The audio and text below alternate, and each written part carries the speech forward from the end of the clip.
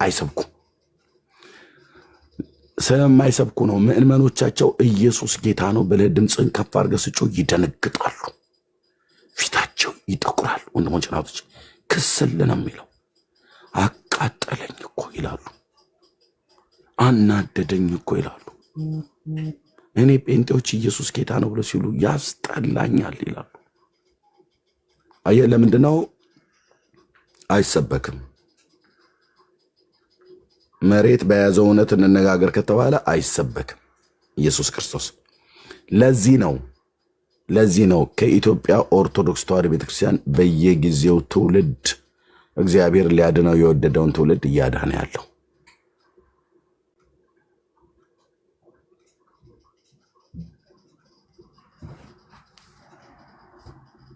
በቃ መጽሐፍ ቅዱስን አንብቡ ብለህ ስትመክረው እንኳን አንተ አይደለም ትናንትና መተህ የምትመክረኝ ብሎ ይላል። እኔ ማንም ይንገረኝ ማንም መጽሐፍ ቅዱስን አንብብ ብሎ ያለኝ ሰው በጣም መልካም ምክር መክሮኛል። መጽሐፍ ቅዱስ ማለት ብሉይና አዲስ ኪዳን እስከሆነ ድረስ ቅድም ወገኖች ሲናገሩ ሰኔ ጎልጎታውን፣ ውዳሴ ማርያምና ድርሳነ ሚካኤልን ሁሉ መጽሐፍ ቅዱስ እያሉ እንደሚጠሩት እንደ ኦርቶዶክሳውያን ከሆኑ እሱ አይደለም መጽሐፍ ቅዱስ። እሱ የሰው ተረት መጽሐፍ ነው፣ የሰው ጽሑፍ ማለት ነው። በመንፈስ ቅዱስ ደራሲነት የተጻፈ መጽሐፍ ሳይሆን የሰው የአእምሮ ጭማቂ እውቀት ማለት ነው።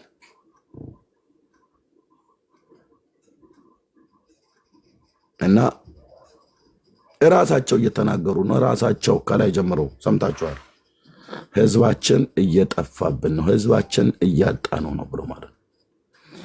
ብፁዕ አቡነ ማትያስ ፓትርያርክ ርዕሰ ሊቃነ ጳጳሳት ዘኢትዮጵያ በሳቸው አፍ የዛሬ ዓመት ነው የዛሬ 2 ዓመት የሰማሁት የግንቦት ርክበ ካህናት ስብሰባ ላይ 10 ሚሊዮን ህዝብ አተናል ኦሮሚያ ክልል ውስጥ አሉ። የት ሄደ? ህዝቡ እኮ አልሞተም። የት ሄደ? ብዙ በወረዳዎች ቤተክርስቲያን በወረዳ ውስጥ ያሉ አብያተ ክርስቲያናት ተዘግተዋል አሉ። በኦሮሚያ ክልል የት ሄደ? የት ሄደ? ወደ ሌላ ሃይማኖት እየሄዱ ወደ መናፍቃኑ ገቡ አሉ። ለምንድን ነው የገቡት? ለዘመናት የያዙትን ሃይማኖታቸውን እየያዙ ለምንድን ነው የገቡት? አየህ፣ ጴንጤው ጋር ስትመጣ በቋንቋው ይሰብካል፣ እንዲሰብክ ይፈቀድለታል፣ በቋንቋው ይዘምራል።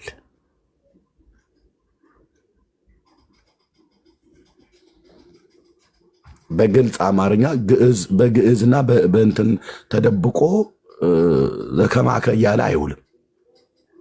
የት ያቅልሃል?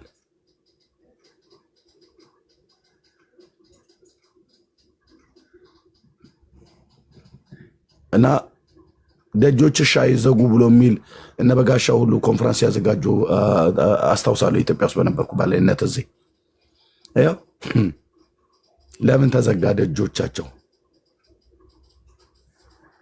በደቡብ ኢትዮጵያ ውስጥ ስንት ቦታ ነው አብያተ ክርስቲያናት የተዘጉት? ለምን? ሰው መሄድ አቆመ። እንዴት? የወንጌል አማኙ ወገኔ ወንጌል ይሰብክ ጀመርሳ። ለዚህ ነው ወንጌልን የማትሰብክ ቤተክርስቲያን፣ ተሐድሶን የጠላች ቤተክርስቲያን ወይ ወደ መገመስ ወይ ወደ መፍረስ ነው የምትሄደው። አትጠራጠሩ። እችን ምሳሌ ተናግሬ ለወገኖች ልስጠረጅ ማስረዘምኩ። የጨው ገደል ሲናድ ብልህ ያለቅሳል ሞኝ ይስቃል እንደሚባለው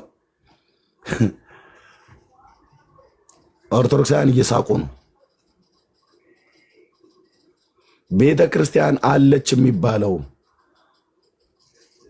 በእግዚአብሔር የተፈጠሩ በክርስቶስ የተፈጠሩ ክርስቶስ የሞተላቸው በዛ ቤተ ክርስቲያን ውስጥ ምእመናን ሆነው ያሉቱ እነሱ እስካሉ ድረስ ቤተ ክርስቲያን ትቀጥላለች ብሎ የሚለው ኦኬ። የፕሮቴስታንት ሃይማኖት እየቀጠለች ነው ብለህ ብትል ከሙሉ ወንጌል በየቀኑ 40 እና 80 ሰው ከመሰረተ ክርስቶስም እንደዚሁ ወደ ሌላ ሃይማኖት የሚሄድ ከሆነ ጉራችንን እየቸረቸር እኔ ዳግሻ በቃ ይኸው ችግር የለውም ቤካ ተረጋጋ፣ ምንም ደወሪ ጌታ ይመስገን ብለን የምንል ከሆነ ኖ፣ ይሄ በየቀኑ ያን ያህል ህዝብ የሚወጣ ከሆነ እንደ ምሳሌ የተጠቀምኩት የሚወጣ ከሆነ ቁጭ ብለን ምንድን ነው ችግሩ ነው መባል ያለበት። ምን እያልን ነበር ከዚህ በፊት? አሁን ምን ስላላልን ነው ህዝብ የሚወጣ ከወጣ ማለት ነው። ይሄ ዝም ብሎ ጠላ ጠጪ ሰካራም ሁሉ ስለወጣ እሱን ተወው። አልኩ እኮ ከሙሉ ወንጌል ቤተክርስቲያን ወጥቶ ቅድም እየሰማሁት ነበረ። ነፍሴ ተጨንቃለች ፈርቻለሁኝ። ጠጥቶ ሰክሮ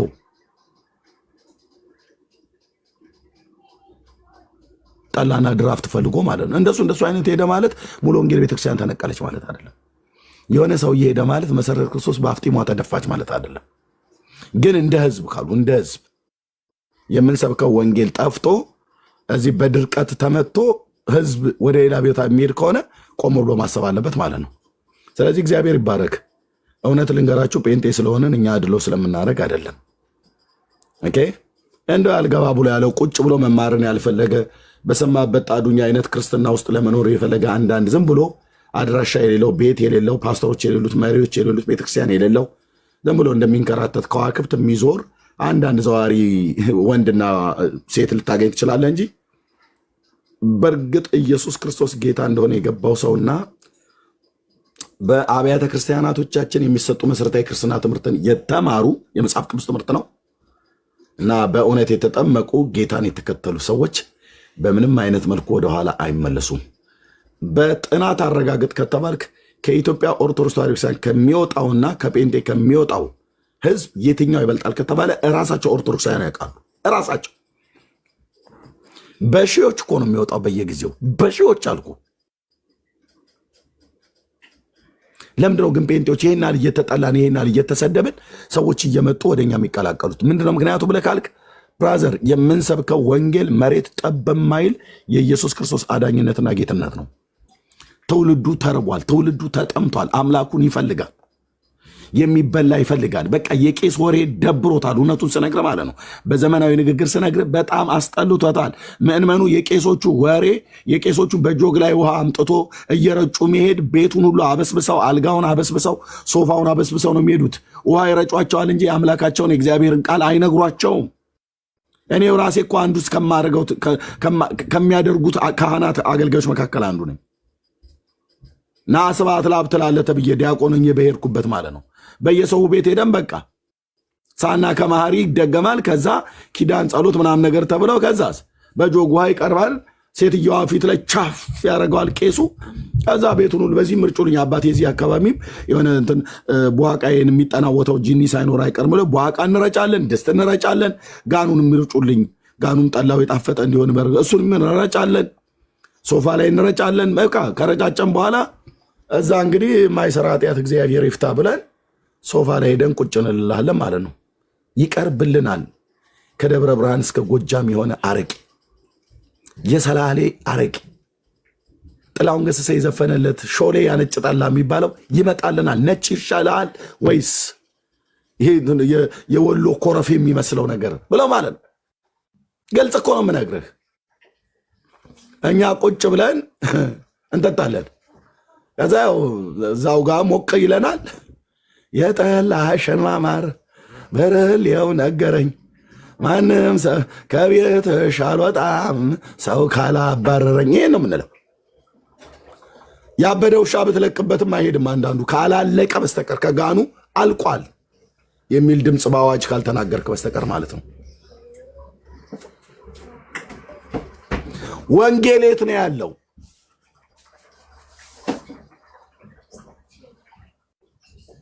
ወንጌል የት ነው ያለው? ጴንጤው ጋር ነው ያለው። መጽሐፉን ሰተናችኋል ብለው ባዶ እጃቸውን ቀርተዋል። ኦርቶዶክስ ወገኔ ወርቁን ለጴንጤ ሰጥተው እነሱ ግን ተረት መጽሐፍ ይዘው ልክ ቁጭ ብለውልሃል። በስመ አብ ወወልድ ወመንፈስ ቅዱስ አሐዱ አምላክ ድርሳን ለቅዱስ ሚካኤል ሊቀ መላእክት በእንተ እበዩ ወክቡር ወትሕትናሁ ብሎልህ ጸ ጸ ጸ ጸ ጸ ጸ ኳ ኳ ኳ ኳ ኳ ኳ ሯ ሯ ሯ ሯ ሯ ሯ ሿ ሿ ሿ ሿ ሿ ፏ ፏ ፏ ፏ ፏ ይልላል። ጠዋት ተነስቶ ምንድን ነው ብለህ ስትል ሰይጣንን ለማባረሪያ ፍቱን ጸሎት ነው ይልሃል። ኢየሱስ ክርስቶስ ጌታዬ እኮ ምስክር ነው አልኩ። እኔም አፏፏ ስልልህ እዛ ማለት ነው ሿሿ ስልልህ ለካ መንፈሳዊ ዓለም ላይ ሰይጣን ሿሿ ሰርቶኛል። ተው እባክህ ምንም አያመጣም ብሎ ሰይጣን ሙድ ነው የሚይዝበት። ጥጎ ነው የክፉ የመናፍስት ኃይላት የሆነ ጥጎ ነው። አንዳንድ ኩሩ የሆነ ወጣት እጁን ኪሱ ላይ ከቶ እንደሚኮራብህ ማለት ነው። ምንም አታመጣም። አሁን እቺ ቋቋ እያለች እኛን ምን ታመጣብናለች? አይዞ ተረጋጋ ነው የሚሉት ይመስለኝ ጂኒዎቹ ሲነጋገሩ። ኧረ ምንም ነገር አይመጣም እባክህ ተዋት። እሷ ዝም ብለህ ስትንቋቋ የተንቋቋች ሴትዮ ናት ራሷ። ጸሎቷም ቋቋ ነው። አሁን እኔ ሰይጣን እንደዚህ ነው ብሎ የሚለው አሁን ቋቋ ብሎ የሚል ያስፈራል ብሎ አንዱ ሰይጣን ከሌላው ሰይጣን ጋር ሲነጋገር ይታይ። ምን አመጡ? ሰኞም ቋቋ ነው ማክሰኞም ፏፏ ነው። ፊደል ነው የሚቀይሩት እንጂ ምንም ያመጡት ነገር የለም። አረ የቅዱስ ሚካኤልን ኮን ስም ነው የጠሩ እና ቅዱስ ሚካኤልን አይፈሩትም። መላእክት ገጥመውታል። በእግዚአብሔር ኃይል ነው እሱ እንኳን ያሸነፋቸው። ቆይ ገብርኤል ቁጥሩና እሱን ቀይር በልት ገብርኤልን 21 ቀን የፋርስ አለቃ ተቃውሞታል። 21 ቀን በአየር ላይ ገትሮታል። በእግዚአብሔር ስም ነው ገብርኤል እንኳን ሰይጣንን ያሸነፈው። አንተ በጠር በስመ አብ ወወልድ ወመንፈስ ቅዱስ አሐዱ አምላክ ድርሳን ዘቅዱስ ሚካኤል ሊቀ መላእክት ወእንተ በዩ ብለን ብራዘር። ለዚህ ነው ቋቋ ስትል ሰይጣን ሙድ ይይዝብሃል። እዚህ ስትመጣ እነ ቤካ ጋ የተቀደሱ እጆቻችሁን አንስተን የጠላትን ሐሳብ የክፉን ሐሳብ ሐዋርያው ጳውሎስ እንዳለው አንስተውም ተብሎ ተጽፏልና የክፋትን መንፈሳውያን የአጋንንትን ጭፍሮች የክፋትን መንፈሳውያን ሰራዊት እየተቃወምን እንጸልያለን። ሞትን ድል ባደረገ ለማዳን በሚበረታ በሁለት ወገን የተሳለ ስለታም ሰይፍ ካፉ በሚወጣ የትንሣኤው ጌታ በሆነው በኢየሱስ ክርስቶስ ቅዱስና ገናና ኃይለኛ ስም እየተቃወምን የጠላትን ሐሳብ እንጸልያለን በለው ይጀምርልሃል ማለት ነው። ጴንጤው ሞኝነትም ይመስል ግን አልኩ በምድር ላይ ቢበር በአየር ላይ ቢባን በምድር ላይ ቢሽከርከር በአየር ላይ ቢበር በስጋ ለባሾች ጀርባ ውስጥ ተደብቆ የሚሰራ የክፋት መንፈሳውያን ሰራዊት የአጋንንት ጭፍራ ዛፍ ወይ ደግሞ ቅጠላ ቅጠል ወይ ደግሞ የሆነ ጥሻ በስለታም ሰይፍ ወይ ደግሞ በስለታም ነገር እንደሚታጨድ እንደሚመነጠር በጌታ በኢየሱስም ወጣ እያሉ ይጸልያሉ። ነዳጊ ማለት ነው። እና እዚህ ነው አጋንንት የሚጮሁ። ዱብ ይላል። አንተስ እዛ ጠዋት ተነስተ የሰኞ ጠዋት ፀሐይን እየሞቅ ቋ ቋ ቋ ቋ ቋ ረቡዕ ላይ ደግሞ ሯ ሯ ሯ ሯ ሯ ሐሙስ ላይ ደግሞ ሿ ሿ ሿ ሿ ሰይጣን እዛ ሿ ሿ እየሰራ ነው። ምንም ቶ ጥር ተደግፎ ምንም የሚያመጣው ነገር የለም ነው ብሎ የሚለው ሰይጣን ማለት ነው።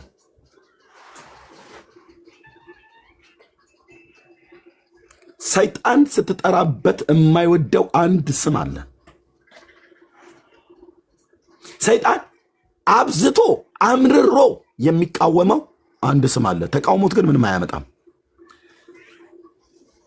ሰይጣን ስሙ ሲጠራ መንግስቱ ዙፋኑ እንደሚፈርስበት የሚያውቀው አንድ ስም አለ። ተክልዬ ብለህ ብትል ይስቅብሃል። እመቤቴ ማርያም ማርያም ማርያም ምንም እንደማታመጣ ያውቃል ሰይጣን ራሱ። ምክንያቱም የማስም ለዘላለም ኃይሉን እንደሻረው ያውቃል። ሰይጣን በሚገባ ያውቃል። ለዚህ እኮ ነው ገና በተወለደበት ጊዜ ጌታዬ ካህናቱ እንኳን ሊቀ ካህናቱና ሌሎቹ እስራኤል ሕዝብ አንዳንዶቹ ሳያውቁት ሰይጣን አግኝቶት የሕያው እግዚአብሔር ልጅ ጊዜያችን ሳይደርስ ልታጠፋን መጣ፣ ከኛ ራቅ እያሉ ለመኑት ይላል። አንተ የሕያው እግዚአብሔር ልጅ እንደሆንክ እኛ እናውቃለን። ያለ ጊዜያችን አታጥፋን ብሎ አጥፊው የሚያጠፋው ሰይጣን ማን እንደሚያጠፋው ያውቃል። ማርያም እንደማታጠፋው ያውቃል። ሚካኤል እንደማያጠፋው ያውቃል። ካጠፋውም በጌታ በኢየሱስ ክርስቶስ ስም ነው ያሸነፉት። ማን ይባላል? ያ ጀግና ገናና ቅዱስ ኃይለኛ ስማን ይባላል? ኢየሱስ። የሲኦል ጅማቷ የተፈታው ኢየሱስ ብሎ በሚል ስም ነው። ሞትና መውጊያው ለዘላለም የተሰበረው ኢየሱስ ብሎ በሚል ስም ነው። አለቆች፣ ስልጣናት፣ የጨለማው ዓለም ገዢ ከዙፋናቸው ላይ የተዋረዱት አለቅነታቸውን ገፎ በግልጥ እያዞረ ያሳየው ኢየሱስ በሚል ስም ነው። ስሙ ከስሞች ሁሉ በላይ የሆነ ስም ነው። ስሙ ኃይል ያለው፣ ስሙ ማዳን አለው፣ ስሙ ግርማ አለው። ግርማው አስፈሪ ነው። አምነ ጥራው እንጂ ኢየሱስ ብለህ ስትል ግርማ ያለው ስም ነው። የአጋንንትን መንጋ የሚበትን ስም ነው።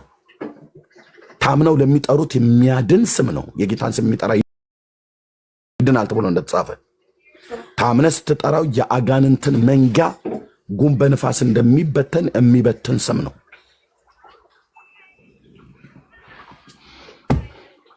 ወንጌል ስለሱ ነው። መጽሐፍ ቅዱስ የሚናገረው ስለሱ ነው። ልክ ነው። ሰጣችሁ ከሆነ እንደው እንዳላችሁት ኦርቶዶክሳውያን ሕይወት የሚናገርበትን መጽሐፍ ለጴንጤ የሰጠህ እኮ አንተ ባዶ እጅን ቀርታል። ኦርቶዶክስ ወገኔ ሕይወት የሚናገርበትን ሕይወት የሚገኝበትን ኢየሱስ ክርስቶስን ከሕፃንነት ጀምረ ኢየሱስ ክርስቶስን በማመን መዳን የሚገኝበትን ጥበብ ሊሰጡ የሚችሉትን ቅዱሳት መጽሐፍ ታውቃል ብሎ ያለውን ጢሞቴዎስን እናንተ ሳታውቁት ለጴንጤ ሰጠን እያልክ ሙድ የምትይዝ ከሆነ ኦኬ፣ ችግር የለውም። እኛ በመጽሐፍቶቻችን የገዛኑ በእርግጥ ኦርቶዶክስ ቤተክርስቲያን አላደለችንም መጽሐፍ ቅዱስን። ቢሆንም ግን እናንተ እንዳላችሁት ከሆነ ኦኬ፣ መጽሐፉን ሕይወት የሚገኝበትን እግዚአብሔርን ቃል ሰጥተህ ሕይወት የማይሰጡን መጽሐፍቶችን ጠዋት ጠዋት እያነበብክ ነው። ስለዚህ እነሱን ጣልና ወደ መጽሐፍ ቅዱስ እውነት ተመለስ። ወደ መጽሐፍ ቅዱስ እውነት ተመለሱ። በየገባችሁበት ቤት አንድ ስጠይቅ ዲያቆን ነው ቅድም ገብቶ ሲጠይቅ የነበረው አምጣ መረጃ ተብሎ ሲባል መጽሐፍ ቅዱስን እኛ ነን የሰጠናችሁ። ጠቅስ እኮ ነው የተጠይቀው። መጽሐፍ ቅዱስን እኛ ነን የሰጠነው እኮ ዳጊ። ኧረ እባክህ ጠቅስ እኮ ነው የፈለግኩት ቅድም በየተነጋገርንበት በነበረው በርዕሱ ላይ ኦርቶዶክስ በማን መሰረት ላይ ታነጸች ብሎ የሚል ነው። ከመጽሐፍ ቅዱስ ላይ መሰረት አድርገህ ትምህርታችሁን አስደግፈ ነገርን። አይ ቤካ መጽሐፍ ቅዱስን እኮ እኛ ነን የሰጠናችሁ፣ እናንተማ ትናንትና በሰልባጅ በስንዴ መጣችሁ። የተጠየቀው ጥቅስ ነው አምጣ።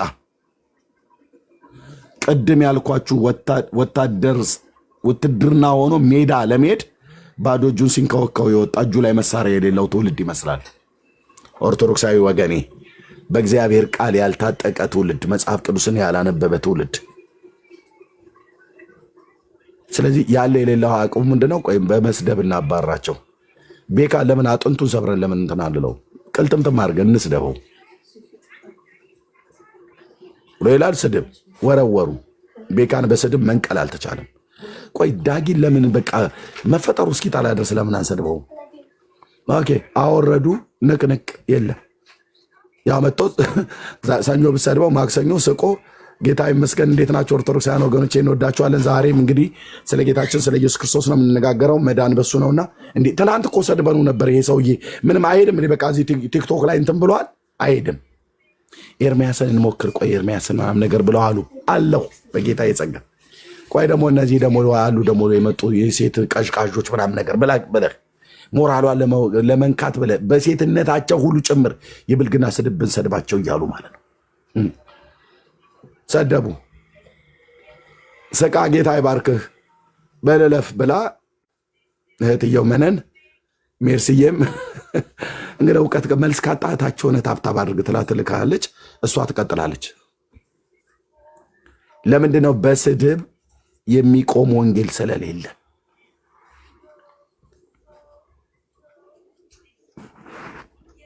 ትናንትና እያወራው ነበር ከባለቤቴ ጋር በመስደብ ከሆነ በዚህ 10 ዓመት ውስጥ የተሰደብኩትን ስድብ ሪከርድ ባረገው በእውነት ዓለምን እችን ፕላኔት ማለት ነው 3 እና 4 ጊዜ ሊጠመጠም የሚችል ረጅም ገመድ ይወጣዋል። በውስጥ ከሚጻፍልን አልኩ። ፌስቡክ ላይ እና ዩቲዩብ ላይ አድሚን ስለሆነች ሚስቴ ብቻ ስለሆነች አድሚን ያረኳት በውስጥ የሚመጣውን ሜሴጅ ታየዋለች። የሴቶቹ የብልግና ጽሑፍ አንተይ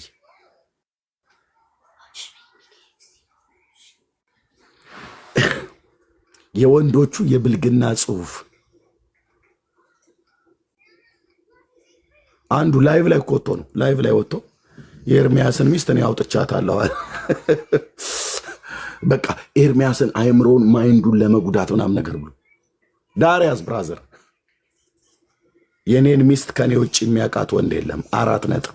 ዳሪያስ ሲያምሬ ይቀራል። ሰይጣን በዚህ ያህል ልክ በቃ ሰብሮ ለመጣል የሚፈልግ ቆይ ደግሞ አይ እምልህ የት ነው ሰውየው የሚኖረው? ዝም ብለን ጉግል ስናደርገው ምንድነው አድራሻውን እንትን ስንለው ጣሊያን የት ነው ምናምን ነገር የሚኖር አሁንም እንደገና ደግሞ ከሆነ ቦታ ላይ እዛው ላይቭ ላይ እያገለገልኩ እያለው ገብተው ተደራይተው አንደኛዋ ብቻ ይቅርታ ጠየቀች። ኤርሚያስን እኮ አውቀዋለሁ እንትን የለውም ብላ እንትን ማለት እንትን የለውም የወንድነት እንትኑ የለም እኔ አውቀዋለሁ አለች።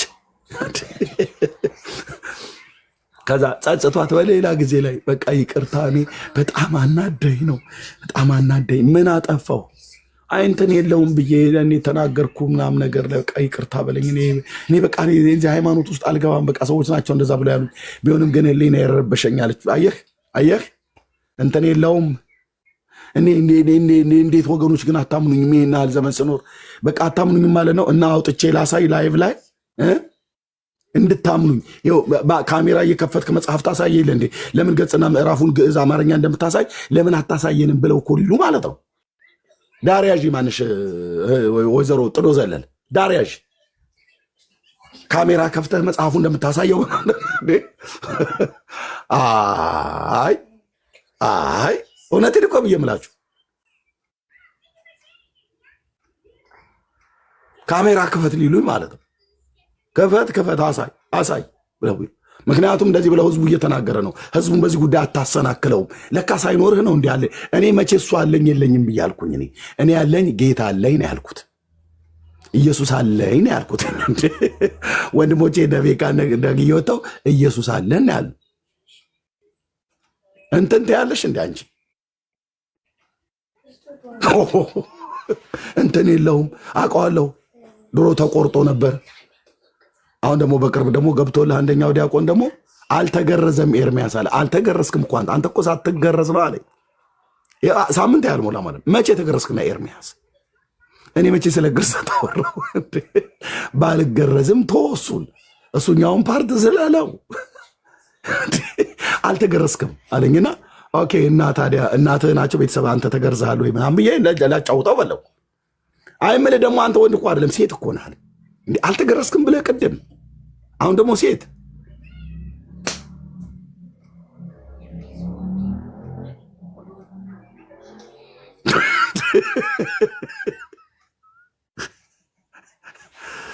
ምን ሰይጣን ምን ብዬ ተናግሬ ነው ከዚህ ሶሻል ሚዲያ ላይ የማጠፋው ነው። የሰይጣን እቅድ መሆኗን በደንብ ገብቶኛል። ዳጊን ሰባብረን ቤካን ሰባብረን ምንና ሜርሴና ሞፅን ሰባብረን ከዚህ ጴንጤውን ድራሹን የምናጠፋው ያለ የሌለ ኃይላችን ያለን በቃ ስድብ ነው። በስድብ እንዝመትባቸው። ያው እንታማ ነው ፈለገ ባልታዛርም የተባለው ታስታውሳላችሁ። ባለፈው ቪዲዮ ሰርቶ ሂዱና ስደቡት የሴት ቅምጥ እያላችሁ ጻፉለት ብሎ ማለት ነው። የሴት ቅምጥ እያላችሁ ጻፉ አለ። እችን እኔ እንግዲህ ቅምጥ ከተባለ አንድ ሀና ልቻለች። እኔ ለእሷ ከተቀመጥኩ ታዲያ ጌታ ይመስገና ካስቀመጠች የህግ ባሏ ነኝ። ሂድና የሴት ቅምጥ እያልክ ጻፉ አለ። ማን ይሄን ያለው? ጻፉለት፣ ንገሩት አለ። ማን ይሄን ያለው? ፈለገ ባልታዛር ተጽዕኖ ፈጣሪ የተዋህዶ አንበሳ ጉርጥ ጊንጥ ብለህ የምትለው ማለት ነው። አሃ ለካ ሲሳደብ የነበረው ቅምጥ እያለ ሲል የነበረው ሰውዬ ሌላ ነው ማለት ነው። እሱ ነው በየሰፈሩ ያስቀመጠ ማለት ነው። ግማሾቹን ለዳግዬ ልኬለታለሁ በውስጥ የተጻጻፈው፣ ግማሾቹ ደግሞ ሻወር ግቢና እኔ ሜሴንጀር ላይ ደውልሻለሁ፣ ዋትሳፕ ላይ ደውላለሁ፣ ካሜራ ትከፍቻለሽ። ሰው ሻወር ሲታጠብ መቼም ራቁቱን ሆኖ የሚታጠበው እና ወደ ኋላ ከኋላም ከፊትም እየዞርሽ ታሳይኛለሽ። እኔና እኔ ብቻ ነን በቃ ዶ ወሪ ብሎ ማለት ነው። ያንን ያደረገችው እህት ደግሞ ሪከርድ አደረገችው። ማናገኘ ሰሙ አገኘው። ከሰሙ ጋር ያሉ ወንድሞች ዶሴው ደረሳቸዋል። እሱ ቁጭ ብሎልህ እየተጽናና ነው። ያላገባትን ሴት ጡት እያየ ኤርምያስ ታዲያ በምሳሌ መጽሐፍ ምዕራፍ 5 ቁጥር 15 ላይ እንደተጻፈው በአምላኬ ቃል ልጅ ሆይ ከጉብዝና ሚስት ጋር ደስ ይበልህ፣ በጡቶቿም እርከብ ጥገብም፣ በፍቅሯም ጥገብ፣ ጡቶቿም ያርካህ ብሎ የተጻፈውን እግዚአብሔር ቅዱስ ነው፣ ጋብቻም ቅዱስ ነው፣ መኝታውም ንጹህ ነው። እኔን ቅምጥ ብሎ ያለኝ ሰውዬ መድኃኔዓለም እንደዚህ ሲያዋርደው አደባባይ ላይ ማለት ነው። እኔ እኮ በራሴ እየለፈለኩ ነው መልስ ስመልስ በራሴ ነው እንጂ ዝም ነው ምለው። አሁን ዝም በል ብሎኛል ጌታ፣ ዝም ነው ምለው። ለእያንዳንዱ የቤት ስራ እየሰጠው ቅምጥ ብሎ ላለው ሰውዬ መጡለታ እየተንጋጉ። አዎ የኔም ቦይፍሬንድ ነው እያለች ማለት ነው። እንዴ ምን ነው ዲያቆንዬ፣ በአርሴማ ስም ተማምለን አልነበር እንዴ? ላልከዳ ብለህ ብላ የአርሴማዋን የተማማሉት ሳንጨርስ ደግሞ እንዴ አንተ ተረሳዋለህ እንዴ? በማይወለተ ጴጥሮስ ስም ደግሞ የማልክልኝ መሐላ ትዝ ይልሃል? ያኔ ክብረ በዓል ስትመጣ እያለች ሌላኛይቱ እየተጓተቱ ለመጡ ማለት ነው።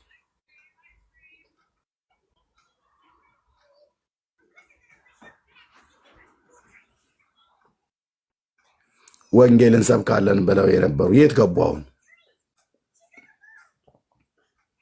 የት ገቡ?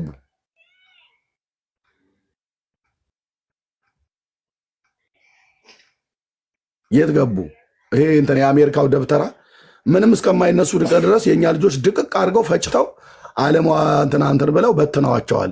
አሁን የሉም እኮ ብሎ አለን አለሁ ይኸውልህ ዲበኩሉ የምትባል ደብተራ ማለት ነው አለሁ አለ ይኸው እዚሁ በመጠበቂያ ላይ ዳጊ አለ፣ ቤካዬ አለ፣ ወንድሞች እህቶች አሉ። ወንጌል እየሰበከን አለ። የእኛ ልጆች ምንም እስከማይደርሱ ድረስ ዶክተር አረጋ ደግሞ ኧረ እኛ እኮ ቲክቶክስና ኦርቶዶክስ ብለው እኮ ለሁለት ከፍለውናል እና አይ በቃ እንዳይነሱ አድርገው ነው የመቷቸዋል። ማን ነው መቺው? ፈለገ ባልታዛር በምንድን ነው የመታን? ያው እንግዲህ የጴንጤውን እህቶቻችንን አግኝቶ እንደዚሁ ሻወር እየገባችሁ አሳዩን ብሎ ከሆነ በዛ አይነት ከሆነ አይዶ ነው በዛ አይነት አመታት መጥቶን ከሆነ እውነት ነው እንጂ አሁን ባልታዛር በምንድን ነው ጴንጤን የሚመታው? ያ ጺማሙስ ሰውዬ ማለት ነው። ሄሬኔዎስ፣ አግናጢዎስ፣ ሱሱኒዮስ፣ ሰባሪዮስ ብሎ የሚል ማለት ነው። ኢየሱስ ያድናል ይላል እንዴ? አይሉም።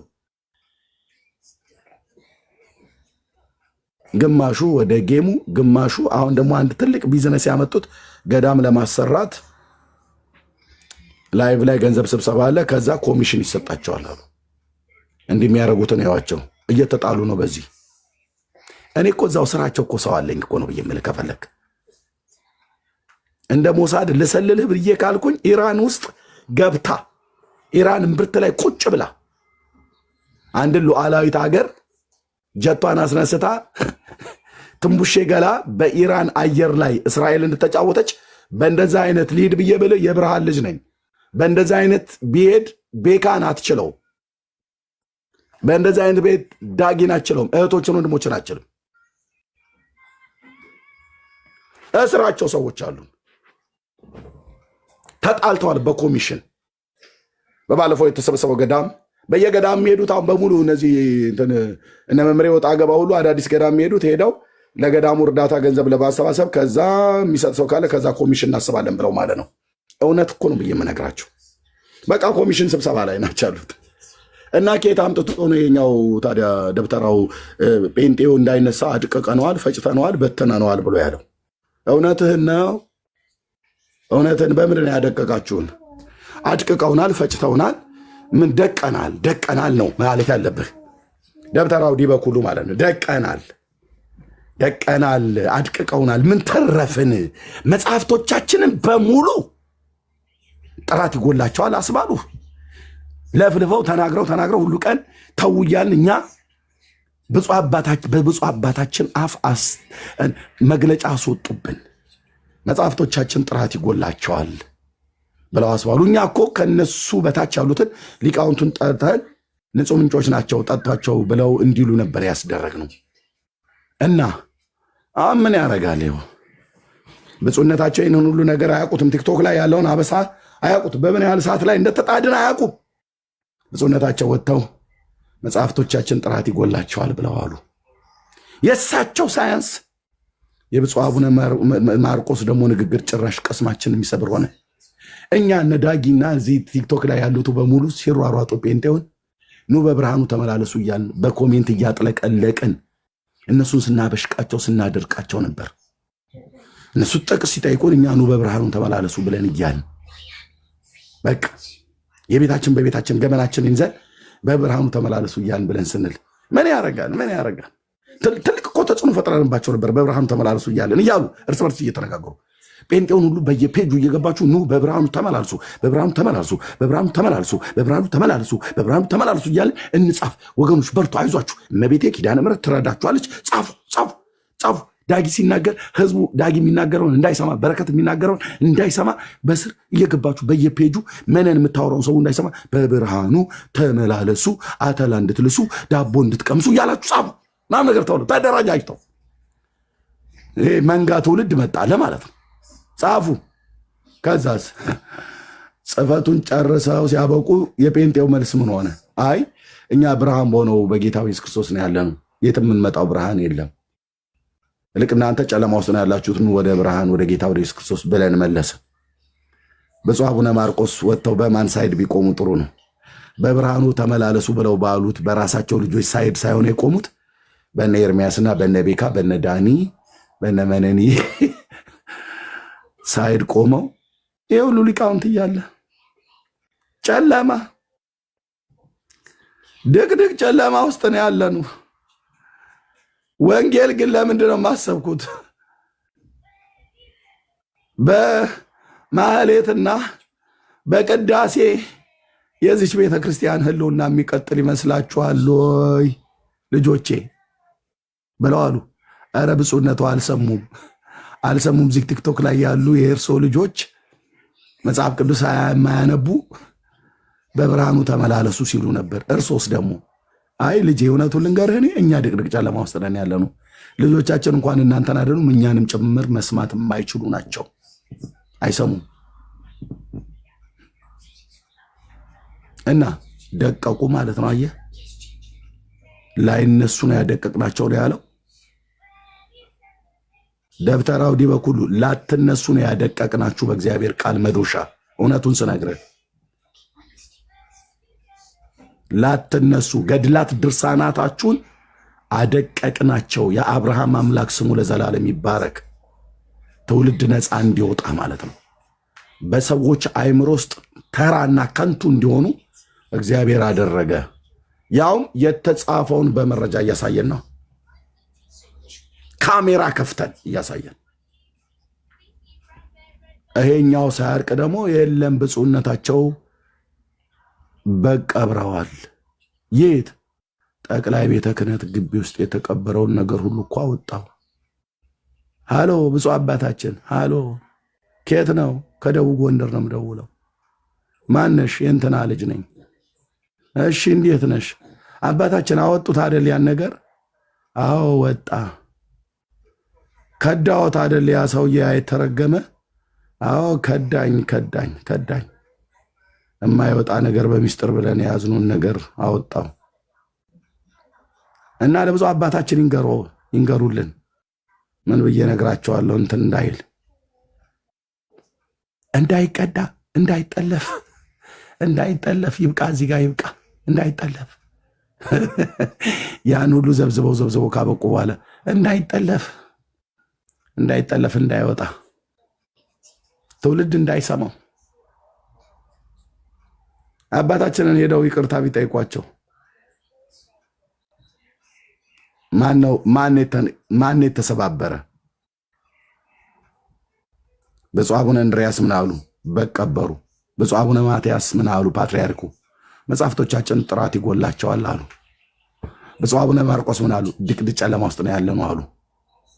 ማናቸው? ብለናል ያሉት ሊቁ የአብነት ትምህርት ቤት መምህር ናቸው። እንትና ጋር ገብተው ተክለ ሃይማኖት አዳነ ጋር ምንድን ነው ያሉት? የኢትዮጵያ ቤተክርስቲያን የኢትዮጵያ ኦርቶዶክስ ቤተክርስቲያን እንደዚህ ዘመን የተዋረደችበት ዘመን የለም። ተዋርደናል። በሊቃውንቱ መካከል አንድነት የለም። በጳጳሳቱ መካከል አንድነት የለም። በገዳሙና በአብነት ትምህርት ቤት መካከልም አንድነት የለም። የአንድነት ማጣት ችግር ገጥሞናል። እንዲህ አንድነን እያላችሁ አልነበር እንዴ? ልጆቻችሁ እኮ እዚህ አንድነን እያሉ ነበሩ። አንድነት የለንም። ልጆቻችንን እያጣን ነው። እንደዚህ ዘመን ተዋርደን ክብራችንን አተን አናቅ።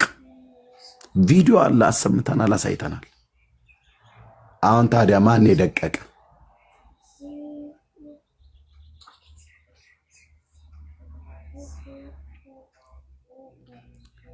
በቃ የመጨረሻ ንግግሬ ናት። መጽሐፍ ቅዱስ አንብቡ። የዲበ ኩሉ ንግግር አይጦችና ድመቶች መካከል የተደረገውን ጦርነት ነው ብሎ የሚሉትን የገጠር የአባቶችን ብሂል ያስታውሰኛል። ሁለት ድመቶች ነበሩ በአንድ ሰፈር የሚኖሩ፣ ብዙ የአይጥ መንጋ ነበር አሉ እና ሲወጡ ሲገቡ የአይጦች ልጆቻቸውም የአይጦች እናቶችም የአይጦች አባቶችም የደህንነት ችግር ሴፍ ሆኖ አልተሰማቸውም። እነዛ ሁለት ድመቶች በሰፈሮቻቸው ላይ ይኖራሉና ሁሉ ቀን እየተሸማቀቁ ነው የሚኖሩት። የአይጥ ድግስ ቢደገስም ሰርግም ቢደገስም እየተሳቀቁ ነው የሚኖሩት። ልጆች ቢወልዱ አያድጉም፣ ምክንያቱም ድመቶቹ እያያዙ ስለሚበሉባቸው። አበሻ ኢትዮጵያዊ እናቴ በእንስሳ አድርጎ ነው በደንብ የሚነግርህ። እኔም ችችን ተረት አንዳንዷን ከኦርቶዶክስ አባቶች ነው የተማርኩት። እና አንድ ቀን የአይጦች ጉባኤ ስብሰባ ተደርጎ ለምንድነው እየተሳቀቅን ግን እኛ ዘመናችንን እየተሳቀቅን ለምንድነው የምንኖረው በእነዚህ ድመቶች? እና በሲል አንደኛው አይጥ ሐሳብ አመጣ ከመካከል ላይ ብድግ ብሎ እኔ ሐሳብ አለኝ አለ። ምን እናድርግ? እነዚህን አይጦች ለምን ጦርነት አንገጥማቸውም? እንግጠም? አዎ። አይ ሚዛናዊ ኃይሉ ወደ እነሱ ይሆናል። ይሁን የሆነው ይሁን፣ ያለቀው ይለቅ። ግን እነሱን ካላጠፋን በስተቀር የመኖር ተስፋችን እንደዚህ የተሳቀቅን ነው የምንኖረው ብሎ የሚል ማለት ነው። ከዛስ በሀሳቡ ተስማሙ። የዛኛው ድምፅ አየለ። ጉባኤ ሁሉ እንዋጋለን ብሎ አለ። እንዋጋ ብለው እንዳለ ከአይጥ ጋራ ውጊያ ሊገማል ከድመት ጋር ውጊያ ሊገጥሙ ገጠሙ። ድመቶቹ ባለ በሌላ ኃይላቸው በእግራቸውም በጥፍራቸውም እየገደሉ እያነቁ ጦርነቱ ቀጠለ ማለት ነው። መጨረሻ ላይ እንዳለ የአይጥ መንጋ ተረፍርፎ ድመቶቹ ተረፉ እና አንደኛው አይጥ ጋር ጭራው የተቆረጠ ጆሮ የተቆረጠ እግሩ የተቆረጠ ጋር ጋዜጠኛ ቀርቦ ጥያቄ ጠየቀው ይባላል። እና እንዴት ነበረ ጦርነቱ ምናምን ነገር ብሎ ሲለው እንደፈራ ነው አይደለም ማለት እንዴ ዘሮቹ ደቃውበት ማለት እኮ ነው። ልክ እንዲህ በኩሉ እንዳለው እንደፈራ ነው አይደለም፣ አድቀቀናቸዋል አላለም አይጡ። የራሱም ጭራ ተቆርጦ ጆሮም ተቆርጦ እግሩም ተቆርጦ ዘመዶቹም ደቃውበት። አይ እንደፈራ ነው አልነበረም፣ ጦርነቱ እንደፈራ ነው አልነበረም ብሏል አሉ። እንዲህ በኩሉ እንደፈራ ነው አይደለም ብላ የምትለዋ የአይጧን ብቻ ያዝል እንጂ እናንተ አይጦች ናችሁ እኛ ድመት ነን እያልኩ አይደለም። እንደፈራ ነው አይደለም ብለህ ትላለህ። ላይነሱ አድቀቀናቸዋል ብለህ ያልካትን ቃል ማለት ነው። ላትነሱ ነው ያደቀቅናችሁ በእግዚአብሔር ቃል። መጽሐፍቶቻችሁ ደቀቁ። መድቀቃችሁን አባቶቻችሁ መሰከሩብህ። ንስሐ ነው ልትገቡ የሚገባት። እልሁን ትተህ ንስሐ ነው መግባት ያለባችሁ። በእግዚአብሔር ሕዝብ ላይ በጴንጤ ላይ አፋችሁን ከፍታችሁ የተሳደባችሁትና የተራገማችሁትን እርግማን ጌታዊ ይቅር በለን። በእርግጥ እውነት ነው። ይህን ሕዝብ ሳናቅ ነበረ እንረግመው እንሰድበው የነበረው። ቢያንስ እንኳን ባንቀራረብ እነሱም በሃይማኖታቸው እኛ በሃይማኖታችን ሆነ ስማቸውን በከንቱ ልናጠፋ አይገባም ነበር ብላችሁ ንስሐ ግቡ በእግዚአብሔር ፊት። ጴንጤን ማለት አትችለውም። በምን? በእግዚአብሔር ቃል እውነት አትችሉትም። ጴንጤን ሕያው ጌታ ምስክር ነው። ኦርቶዶክሳውያን ወገኖቼ አትችሉትም። ጴንጤን አትችሉትም። ብቻቸውን አይደሉም። መንፈስ ቅዱስ ያደረባቸው የእግዚአብሔር ልጆች ናቸው። የእግዚአብሔርን ቃል ተሞልተው ታጥቀው የወጣ ትውልድ ነው። አትችሉትም። ዘማሪው ዘማሪ ብቻ መስሎ ከሆነ ዘማሪ ቤካው ዘማሪ ነው። ዘማሪ ዳጊ ዘማሪ ነው። ይኸው እዚህ በእግዚአብሔር ቃል ያርገበግቡሃል። የቱ ጋር የተጻፈው እያሉ ማለት ነው። የእናንተ ግን ዘማሪዎች አንዳቸውን ብቅ አይሉ። ለምን? የእግዚአብሔርን ቃል አያውቁ። ማርያም ወረደች አሸዋ ላሸዋ ነው። ከዛ የተረፈ ነገር ካለ ማህተቤን አልበጥስም ትኖራለች ለዘላለም። በቃ ይሄ ነው። ሉቃስን ያውቁታል፣ መጽሐፍ ቅዱስ አንብበዋል። ዲቤት ላይ ታያቸዋላችሁ። ዘማሪ የሆኑ የሉ። ቢያንስ ከኛ ከወንጌላውያን አማኞች 3 ዘማሪያን አሉ። ዳጊሻ፣ ኤፍሬም ኤፍዬ ባለጊዜ እና ቤካ። አየህ፣ እዚህ በእግዚአብሔር ቃል እየጠቀሱ እየጠየቁ ነው። ዲቤት እየገጠሙ ነው ማለት ነው። አየህ፣ ሲዘምሩ ብቻ ነበር የሚኖሩት፣ የእግዚአብሔርንም ቃል እያነበቡ ነው ማለት ነው። ስለዚህ ከጴንጤ ብዙ ልትማሩት የሚገባ ነገር ቢኖርም በዋነኛነት ግን ኦርቶዶክሳውያን ከኛ ከጴንጤዎች መጽሐፍ ቅዱስን ማንበብ፣ ማጥናት፣ የአምላካችን እግዚአብሔርን ቃል መውደድ ከኛ ተማሩ። አፌን ሞልቼ የምነግርህ ማለት ነው። ከጴንጤ ተማሩ። ልባችሁ ያውቃል፣ ጌታ ኢየሱስ ይወዳችኋል። ይህን እውነት ነው የምነግራችሁ። ቤካዬ በጣም ይቅርታ፣ ረጅም ሰዓት ነው የወሰድኩትኝ። በጣም ይቅርታ ወንድሞቼ፣ ናቶቼ ተባረኩ። መገጣ እንችላለን። ቀጥል አባኮ። እንዴ አይ ጨረስኩኝ ቤካዬ። እውነቱ ይሄ ነው። ምክር እንግዲህ ከሰሙ ሌላው ይሄ ጴንጤ ድካሙ አንድ ማት ነው ብለው ቢሉ አንድ የማይክዱት ሀቅ አለ። በመጽሐፍ ቅዱስ ላይ አባቶቻቸው እኛን ለማሸማቀቅ ብለው የሚተሩት ተረት የጦጣን ልጅ በዛፍ የመናፍቃን ልጅ በመጽሐፍ የሚችለው የለም ብለዋል። መናፍቃን ብለው ያሉን እኛን ነው። እኛ ግን መናፍቃን አይደለንም። እኛም ፊት መቃው መናፍቃን መሆናችን ሊያስረዱን አይችሉም። የጦጣን ልጅ በዛፍ ማለት ዛፍ በመውጣት የጦጣን ልጅ የሚችላት የለም። የመናፍቃንስ ልጅ ጴንጤዎቹስ በእግዚአብሔር ቃል እውቀት፣ በመጽሐፍ እውቀት አትችሏቸውም ነው ያሉት። በቃ ይህንን አይታችሁ ተማሯ። ጨርሰናል። ቤካ ይቀጥል። እሺ አባኩ ዳጊዬ ቀጥል አባ። ትላንትና ወለተ ገብርኤል ነው ወለተ ገብርኤል ገብታ የእኛ መጽሐፍ ቅዱስ ብንሸከሙ አንችልም 104 ነው ብላ ወጣችና ሴትዮዋ ይገርማል። 104ም ለካ አለ። ዳጊዬ አለ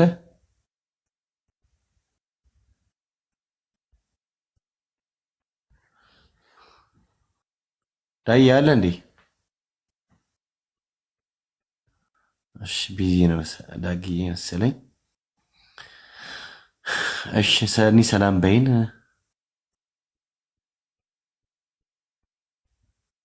አዎ በዛበት ትለኛለች። ሰላም ብያለሁ። ጸጋ ይብዛላችሁ። እንዴት አደራችሁ? እንዴት ዋላችሁ? እግዚአብሔር አምላካችን ጸጋና ሰላም ይብዛላችሁ። ተባረኩ። ወለተ ወይም ትግባና ምታወራና እንደሆነ ወለተ ጋር የታቦቱ ጉዳይ ትንገረን እያሉ ነው። የታቦቱ ትንገረን። ኪዳኑ ታቦት ለታቦቱማ እኔ ጋር ነው የምታወራ። አይሰኒ እነሱ ጋር ነው ያለው። ታወራን እስኪ አውሪ። ገብተዋል ነው የሚባለው። ከሰ ገብታለች ልክ አይባልም። ገብተዋል ወለተ ሰንበት ኤርሚ የተባረከ ጸጋ ይብዛልህ። እያሳከንም በዛውም በጣም ብዙ ነገር ነው ያስተማርከን። ተባረክ፣ ጸጋ ይብዛልህ። ዘፈኗን ግን በማል ጣልጣል ብታረገት ያቺ መዝሙሯን ጥሩ ነበር። አቋረጥካት። በኋላ ትቀጥላታለህ ድምጽ ሲስተካከል። ተባረኩ። በለና ግን አንቺ ግን ጨምረሻል። ጨዋታ ምናምን ነገር ቀልድ ጨምረሻል። እሺ ወለተ ሰንበት ገብተሻል አይባልም። ገብተዋል ወይ ነው የሚባለው። እሺ ገብተዋሉ። በስመ አብ ወወልድ ወመንፈስ ቅዱስ አሐዱ አምላክ።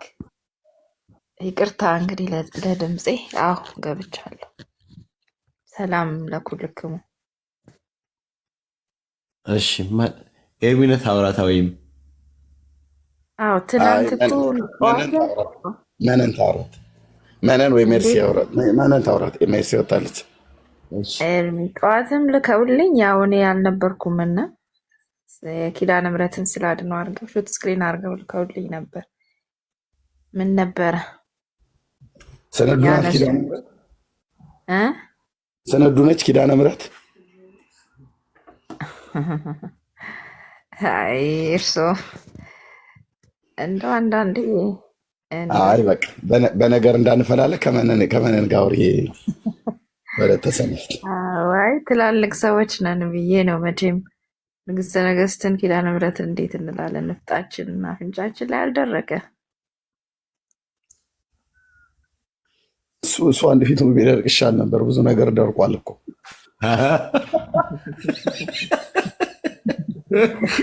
አይ አንዳንዴ እንደ ባለ አእምሮ ብንወያይ መልካም ነው ማለት እንደ ባለ አእምሮ ነው። እንደ ባለ አእምሮ ነው የምናወራው።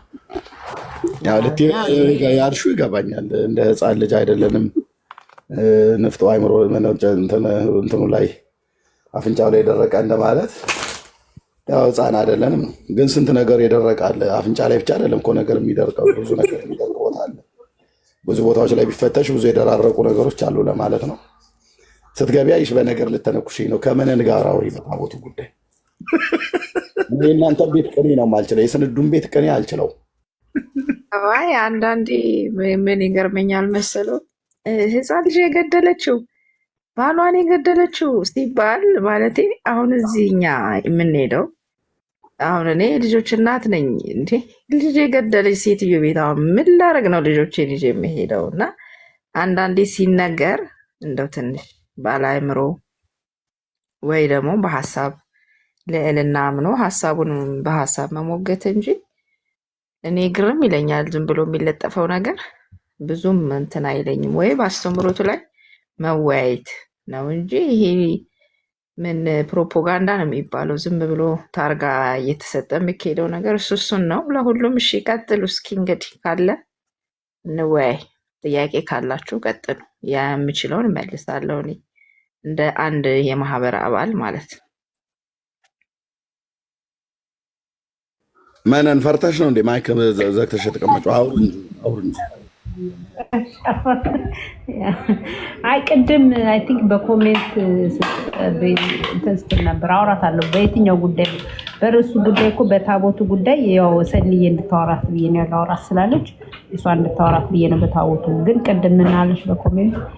አዎ ኦርቶዶክስ ቤተክርስቲያን መሰረቷ ክርስቶስ ነው ብላለች። ግን እኔ አሁን የምጠይቃቸው ወለተሰንበትን እንኳን ደህና መጡ በመጀመሪያ ሰላም ብዬዎታለሁ። የትኛውን ኦርቶዶክስ ነው አሁን እርስዎ የሚያወሩት? የስንዱን ኦርቶዶክስ ነው ወይስ የኢትዮጵያ ኦርቶዶክስ ተዋሕዶ ቤተክርስቲያን ወክለው ነው የሚያወሩት? ምክንያቱም ተለያይታችኋል፣ በዶግማ ተለያይታችኋል፣ በቀኖና ተለያይታችኋል። ምክንያቱም ቀኖና አፍርሳችኋል። ኦርቶዶክስ ተዋሕዶ ቤተክርስቲያን እንግዲህ የፋሲካን ስታከብር የመጀመሪያው የቀኖናዋ ላይ ነው ያለው። የ55 ቀን ጾማ በ55ኛው ቀን ነው የምትፈታው። እናንተ ደግሞ ቀኖናን አፍርሳችሁ 40ኛው ቀን ላይ ፈስካችኋል። ስለዚህ ኦርቶዶክስ ተዋሕዶን ወክለው ነው እርስዎ የሚያወሩት ወይስ የርትዕትን ሃይማኖት የስንዱን የእሷን እምነት ነው? እኔ አሁን መለየት ፈልጋለሁ፣ ማወቅ ከሳቸው ጋር ማለት ነው። እሱ ላይ እናውራ። እሺ መልካም እኮ አሁን እኮ በቀዳሚ ከተዋሕዶ ልጆች ጋር የምንለያየው በዶግማ አይደለም፣ በዘመን አቆጣጠር ነው እንጂ አንድ ሰው እኮ ክዷል ወይም ከዚህ ቤተክርስቲያን ተለይቷል የሚባለው 5ቱን አዕማደ ምስጢራት ሲክድ ነው። እኛ ደግሞ የዘመን አቆጣጠሩን ነው። የግብፅ ስለሆነ የግብፅን አንቀበልም፣ የግሪክ ከሆነ የግሪክን አንቀበልም ነው። የግሪክን ለግሪክ፣ የአሕዛብን ለአሕዛብ፣ የግብፅን ለግብፅ ሰተን የእግዚአብሔር የሆነ ነገር ይዘናል ነው እኛ ያልነው እንጂ አስተምሮታ ትቀበሉታላችሁ? የኦርቶዶክስ ተዋሕዶን አስተምሮ በሙሉ?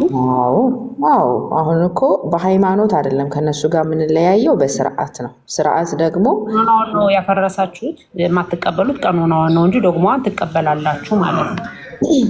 በሃይማኖት ምንም ለዛም የማይወያዩት ከኛ ጋር ኦርቶዶክስ ተዋሕዶ ደግሞ ዶግማ ብቻ አይደለም ቀኖናዎችም አሏት። ቀኖናዎቿም የአስተምሮቷ ናቸው። የቤተ ክርስቲያኒቷ አስተምሮ ነው። ስለዚህ ሁለቱንም ነው ይዛ የምትሄደው፣ ዶግማና ቀኖና ነው ያላት። ስለዚህ ማለት እሱ ነው ስርዓት። ቀኖና ማለት ስርዓት ነው የምንለያየው ማለቴ፣ በስርዓት ነው የምንለያየው ማለቴ፣ በቀኖና ነው የምንለያየው ማለቴ፣ ማክበርና ባለማክበር ነው። ስለዚህ እኛ በቻልነው መጠን የቤተክርስቲያን መዛግብት የጻፉትን ፍትሐ ነገሥቱን፣ መጽሐፍ ቅዱሱ ብዙ አሉ፣ ድርሳናት፣ ገድላት፣ እነሱ ላይ ያሉትን ነገር እንፈጽም ነው። አሁን ላይ ግን ከግሪክ የመጡ ስርዓቶች አሉ፣ ከካቶሊክ የመጡ ስርዓቶች አሉ። እነሱ የገቡትን ደግሞ እንተው ነው። ከካቴድራል ብንሄድ የቤተክርስቲያን አሰራር የካቶሊክ ነው። እንደዚህ አይነት ነገሮች ላይ ነው እንጂ በሃይማኖት ልዩነት የለንም። ስለዚህ አምስቱ ዶግማዎች ትቀበላላችሁ ማለት ነው የቤተክርስቲያን? አዎ፣ አምስቱ አዕማደ ምስጢራት፣ የቅዱሳንን ምልጃ፣ ሁሉንም በቃ በሃይማኖት ልዩነት የለንም ማለት በሚለው የያዙት። ኦኬ፣ እሺ፣ ጥሩ። አሁን ርዕሱ ላይ እናውራ ወይስ ይሄ አሁን የሚያዩት ርዕስ ኦርቶዶክስ ተዋሕዶ በማን መሰረት ነው የታነጸችው የሚል ነው ርዕሱና እርሱ ላይ ይወራ ወይስ የታቦቱ ጉዳይ? ግን በጣም ሰስፔንድ አድርጓቸዋል አብዛኞቻቸው፣ ባለፈው ጀምረው ስለተውት ማለት ነው። ቤካ ከፈቀደልን ነው። ግን ያው የቤቱ ባለቤት ቤካ ከፈቀደ ወይ ብዙዎቹ ጥያቄ ስለፈጠረባቸው ነው የታቦቱ ጉዳይ፣ የቃል ኪዳኑ ታቦት ቤካን አስፈቀደ። ችግር የለውም ይሆን በሱ ላይ ያወራሉ። ወለተ ሰንበት ባለፈው አንጠልጥለውት ነው የሄዱት ሳይጨርሱትና እስቲ የቃል ኪዳኑ ታቦት ስንዱ እሳቸው አይተዋል፣ ለእሳቸው በራእይ ተሰጥቷል እስከ ቦታው ጭምር ብለዋል። እና እሱ ላይ እስቲ ያስደግፉ እንደ መጽሐፍ ቅዱሱን እየገለጡ እንግዲህ በየት ምክንያት ነው ለእሳቸው በራእይስ የተነገራቸው? እሳቸውን እንግዲህ እስራኤል ውስጥ እንግዲህ የታቦቱ ባለቤቶች እስራኤላውያን ናቸው።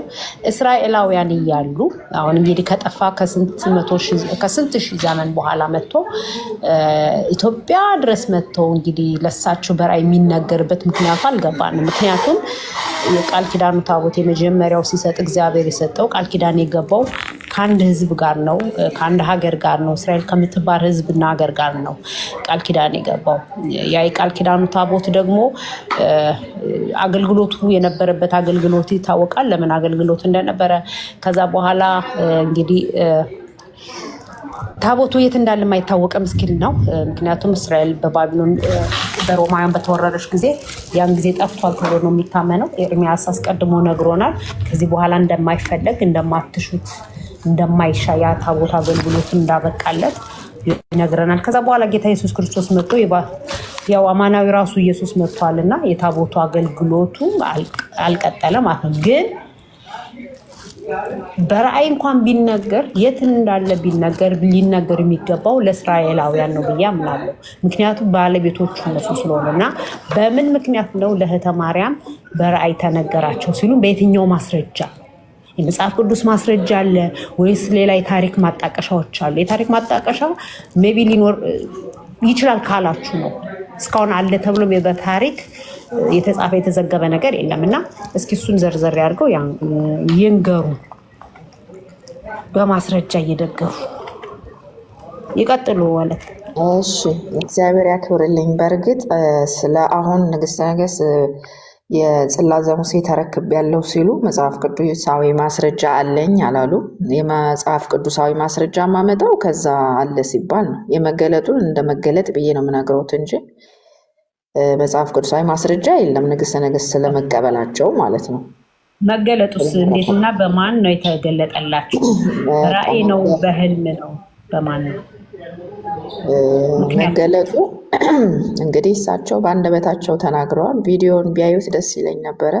ከእሳቸው አንደበት ብንሰማ መሄድ ይችላሉ። ማህበሩ ቲክቶክ ውስጥ ገብተን ማሳየት ይችላሉ፣ እንዴት እንደተረከቡ እሳቸው የተናገሩትን።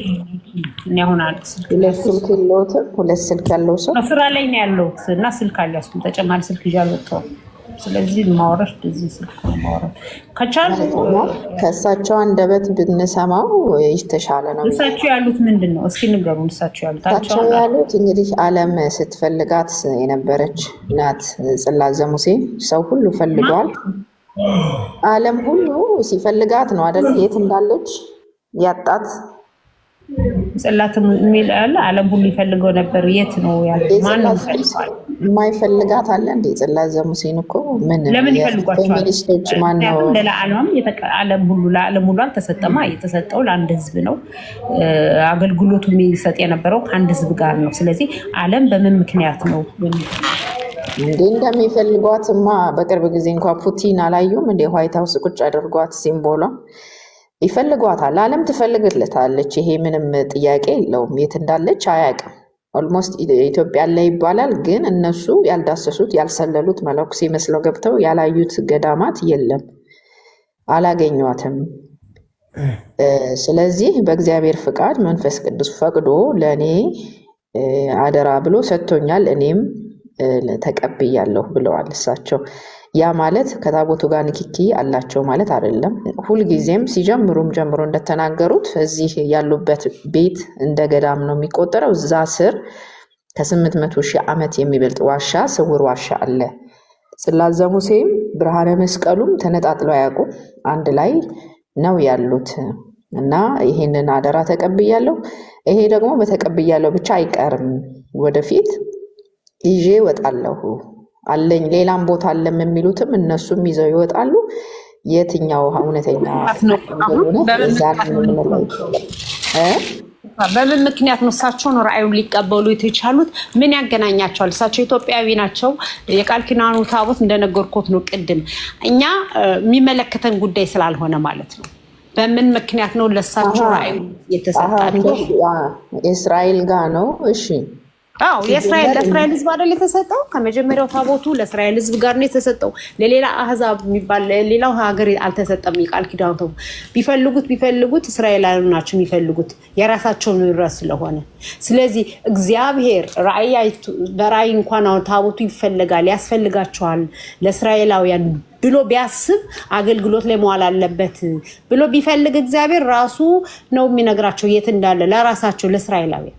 እኛ ምን ቤት ነን? እኛ ኢትዮጵያውያን ነን እኮ። እኛ እኮ አህዛብ የነበርን እንዲያው አሁን ክርስትናው ላይ ክርስትና ናቸው እኛ አይደለም። እርሷ አህዛብ ከሆኑ አላውቅም። እኛ ኢትዮጵያውያን አይደለም። ከእስራኤል ውጭ ያለው አህዛብ በሙሉ ሀገር አህዛብ ነው። በመጀመሪያ እስራኤል የሚል ሀገር አይደለም፣ ህዝብ ነው።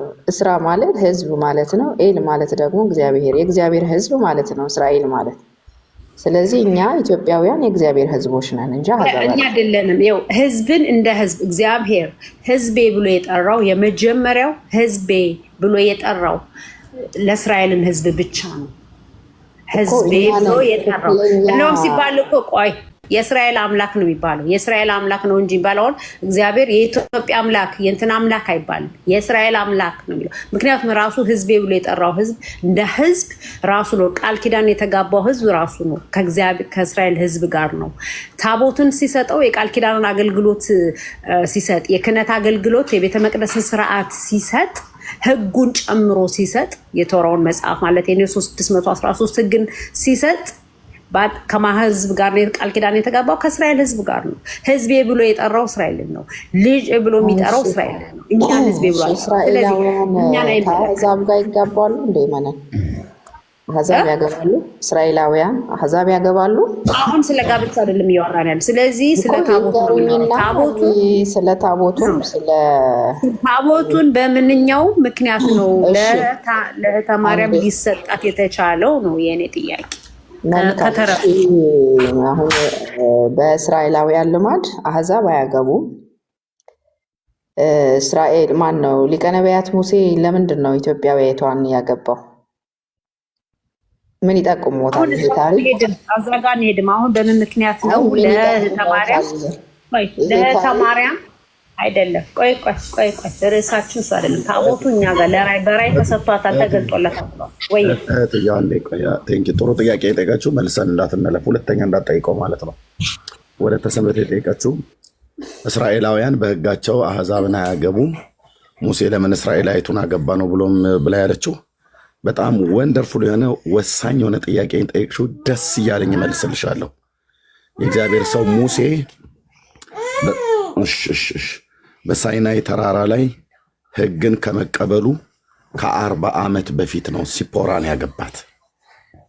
ኦኬ፣ ይሄ ማለት ሙሴ ሲፖራን ባገባ ሰዓት ላይ ሲጀምር ኢትዮጵያዊት አይደለችም። እሷ ነገደ ኩሽ ነው፣ የኩሽ ዝርያ ናት። ምድያማዊ ነው ጄትሮ። የአሁኑ ሰሜን ሳውዲ አረቢያ ክልል ውስጥ ነው ቦታው፣ ያኔም የአሁኑም ያለው ማለት ነው።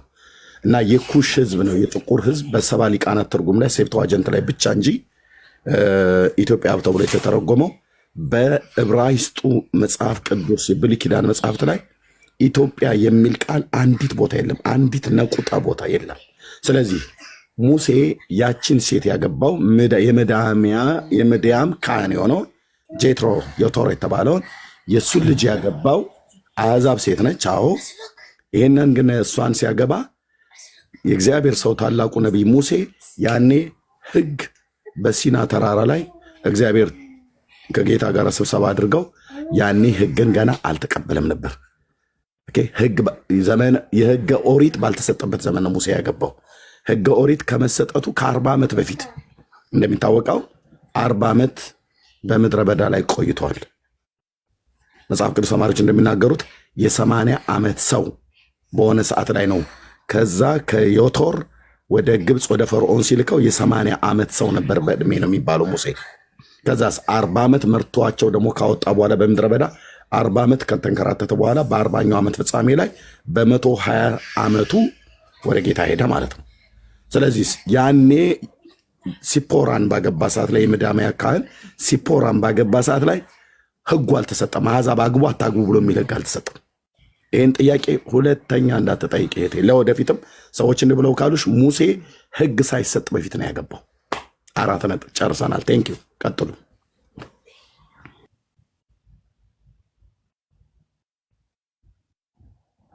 እሺ ያው ርዕሱ እንዳይለጠር ነው። ስለመለስክላት ወደዛ እንዳትሄድ ነው ተመለስክላታል። እኔ ኢትዮጵያዊ የሚለውን በሙሉ ኢትዮጵያዊ ብለው ስለሚተረጉሙት ነው እንጂ የጥቁር ህዝብ ነው የሚለው። የጥቁር ህዝብ ሲል ደግሞ ብዙ ጥቁር ህዝብ አለ፣ አፍሪካን ጨምሮ ያጠቃልላል። ስፔሲፊክ አድርጎ የእኛን ሀገር እያለም አይደለም። ያው እሱ ለም ችግር ስላለ ነው። አሁን በየትኛው በምን አሁን የገረመኝ እና ልጠይቅሽ ማወቅ የምፈልገው ምንድን ነው ለእሳቸው ለንግስተ ነገስት ለእሳቸው እንዴት ነው በራእይ የተባለው? ማን ነው ራእዩን የነገራቸው? በመላእክት ነው የተነገራቸው? በህልም ነው? በራእይ ነው? ወይስ በአካል በነብይ ነው የተነገራቸው? እንዴት ስለሳቸው ሊሰጥ ቻለ? ባለ ንብረቱ አይደሉም እያልኩ ነው። ኢትዮጵያ ላይ ምንም አያደርግም።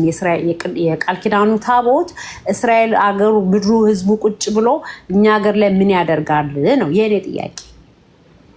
መልካም እሳቸውም ከመረከባቸው በፊት ያለው ኢትዮጵያ ውስጥ ነው። ጽላት በርክክብ አለ፣ ተረክቦታል በእጃቸው። በርክክብ ተፈጽሟል እንዴ? ርክክብ ሲሉ ምን እያሉ ነው? ርክክብ ማለት ተረክቦታል። ኦልሬዲ መረከብ ከመንፈስ ቅዱስ መረከብ ነው። የነገር ኮት እኮ ንክኪ በእጅ ሳይሆን መረከብ እዛ ቦታ አለ። ያለሳቸው ማንም እዚህ ቦታ ላይ ምን ማድረግም አይችልም ማለት ነው። ስለዚህ በመጀመሪያ ላዛ ሙሴ በኢትዮጵያ ውስጥ እኮ ነበረች መነነህት። አይ አልነበሩም። ቆይ መቼና እንዴት የተወይት? ቆይ መቼና እንዴት በምን ሰዓት ነው ለሳቸው በመንፈስ ቅዱስ አማካኝነት ይነገራሉ? ወንድም ኤርሚያስ ቪዲዮ ይክፈት ልክላቸው ነበር በውስጥ መስመር ቪዲዮ፣ አጭር ቪዲዮ 5 ደቂቃ ይሞላ። ከሳቸው ስሙትና ከዛ ይቀጥላል። እሺ ሜርሲ። ይቅርታ ወለተሰማ ተካ ሚውት አድርግ። ሚውት ሳደርግ ትከፍታለህ። ሚውት ሳደርግ ትከፍታለህ። አስወርድሃለሁ ከዚህ በኋላ።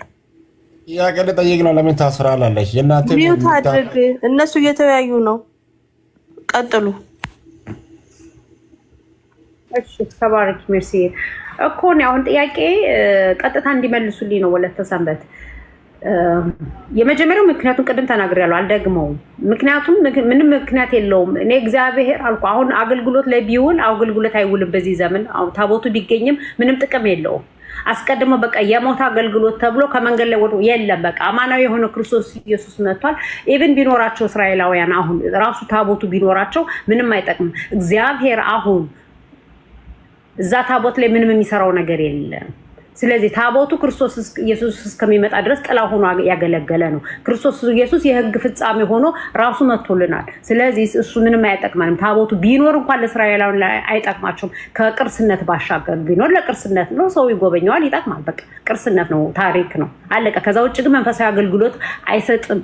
ውራጅ ብሎታል ሐዋርያው ቅዱስ ጳውሎስ። ውራጅ ነው በቃ የሞት አገልግሎት ነው ብሎ የለም አገልግሎት አይሰጥም ቢኖርም እንኳን። ነገር ግን እኔ አሁን ይሄ ባለበት መጽሐፍ ቅዱሳችን አስረግጦ እየነገረን አሁን እኛ ጋር ነው ያለው። ኦርቶዶክስ በራሷ እኔ ጋር ነው ያለው ትላለች። እንግዲህ አሁን እናንተ ኦርቶዶክስ አለ ትላለች፣ እናንተ ደግሞ እኛ ጋር ነው ትላለች። ስለዚህ ስንትና ስንት ህዝብ አልፎ መጥቶ ነው ለእስራኤላውያን ያልተነገረ እዚህ ቦታ እነሱ እኮ እስካሁን ሳይፈልጉት ቀርተው አይደለም ግን ስለሌለ ነው በቃ ጠፍቷል በቃ የለም ታቦቱ ማለት ምንም የትም አያስፈልገውም ስለዚህ ቢነግር ለእስራኤላውያን ነው የሚነግረው እህታለም እኛ ምክንያቱን ንገሪኝ ለምንድነው ለእሳቸው ሊነገራቸው የቻለው በየትኛው ቃል ኪዳናቸው ነው ምንስ ይጠቅማል አሁን ታቦቱ ተሰውሮ ነው ያለ ተደብቆ ነው ያለ የሚባል ዝባዝንኬ ምንድነው የሚጠቅመው በየትኛውስ የመጽሐፍ ቅዱሳዊ ማስረጃ ነው ለእሳቸው ሊሰጣቸው የቻለው መንፈስ ቅዱስስ እንዴት ነው ሊገልጥላቸው የቻለው ነው እሳቸው መንፈስ ቅዱስ እንዳወራቸው ምንድነው ማስረጃቸው ምን የተበደረቸው እሺ ጽላተ ሙሴ ቦታው ግን በዚህ አጋጣሚ ሶሪ ቦታው ይታወቃል የት ቦታ እንደሆነ ይታወቃል በግልጽ አዲስ አበባ ገዳሙ አዲስ አበባ ነው ትርሶ ያውቁታል ሁሉንም ሰፈር ነው ማቆን አቋለው ግን እሺ አዲስ አበባ 18 አካባቢ ነው የሚገኘው ገዳመ ጽላተ ሙሴ ነው ገዳሙም ስሙ እዛ ውስጥ ዋሻ አለ እዛ ነው ያለው ተሰውሮ ማለት ነው እና ምንድነው ጽላተ ሙሴ አይጠቅምም ለሚል ሰው አይጠቅምም ምንም አይጠቅምም አሉ እንጂ የኢትዮጵያ ህዝብና ሀገሪቱ ያለችው በጽላተ ሙሴና በብርሃነ መስቀሉ ኃይል ነው ምን ተነፈሰው በሷ ነው ኃይሏ በጣም ይጠቅማል ለዛም እኮ ነው ያዙት አንዴ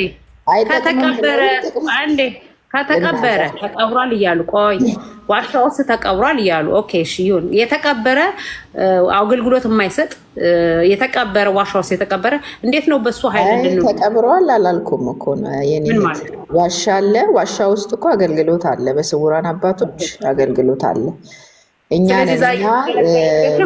የእርግማን ትውልዶች ስለሆንን ነው ተጠይፋን እኮ ነው ባህሪዋ እንደዛ አይደለ እሷም ማትፈልገው ትውልድ ስለሆነ ሆናም ግን አንዴ አይባልም እኮ የሴት ጾታ አላት ወይ ነው ታቦቷ ሴት ናት ወይ እንደ በሴት ጾታ እየጠራሽኩ ነው ሴት ናት ተጸይፋ ስትኝ የሴት ጾታዋ ሴት ነው ስለዚህ በሴት ጾታ ይጠራል ሲጀመር ታቦትም ምንም ስናወራ በወንድም አንቀጽ ተጠራ በሴት አንቀጽ ለመረዳዳት እንጂ ጾታ ኖሮት እኮ ኪዳኑ ታቦት ነው የሚባለው እንጂ የወንድም ጾታ የለውም መቼም መለያ የለውም የቃል ኪዳኑ ታቦት ነው የሚባለው አሁን ኦርቶዶክስ እንደዛ ትላለች ጽላተ ሙሴ ትላለች ባረ እንደዚህ አይባልም ማንን እንደው ላይ ምሮ እግዚአብሔር በወንድ አንቀጽ እናንተ ቆያንዴ እናንተ ጾታ ስላለው ነው አይደለም አይባልም የሆነ ማርያም ቆይ እናንተ ስትሉት ያላፈራችሁ ለስናገር ለምንድን ነው የማይባሉት የማይባሉን እኮ ያላችሁት እናንተ ናችሁ ተሰውራለች አልሽኝ ጾታ ሴት ናት ወይ ጾታ አለው ወይ እንዴ ሴት ያረጋችሁ ጾታ የሰጣችሁት እኮ እናንተ ናችሁ ወለተሰብ እኔ እኮ አሁን ስለምንነውር ይሆናል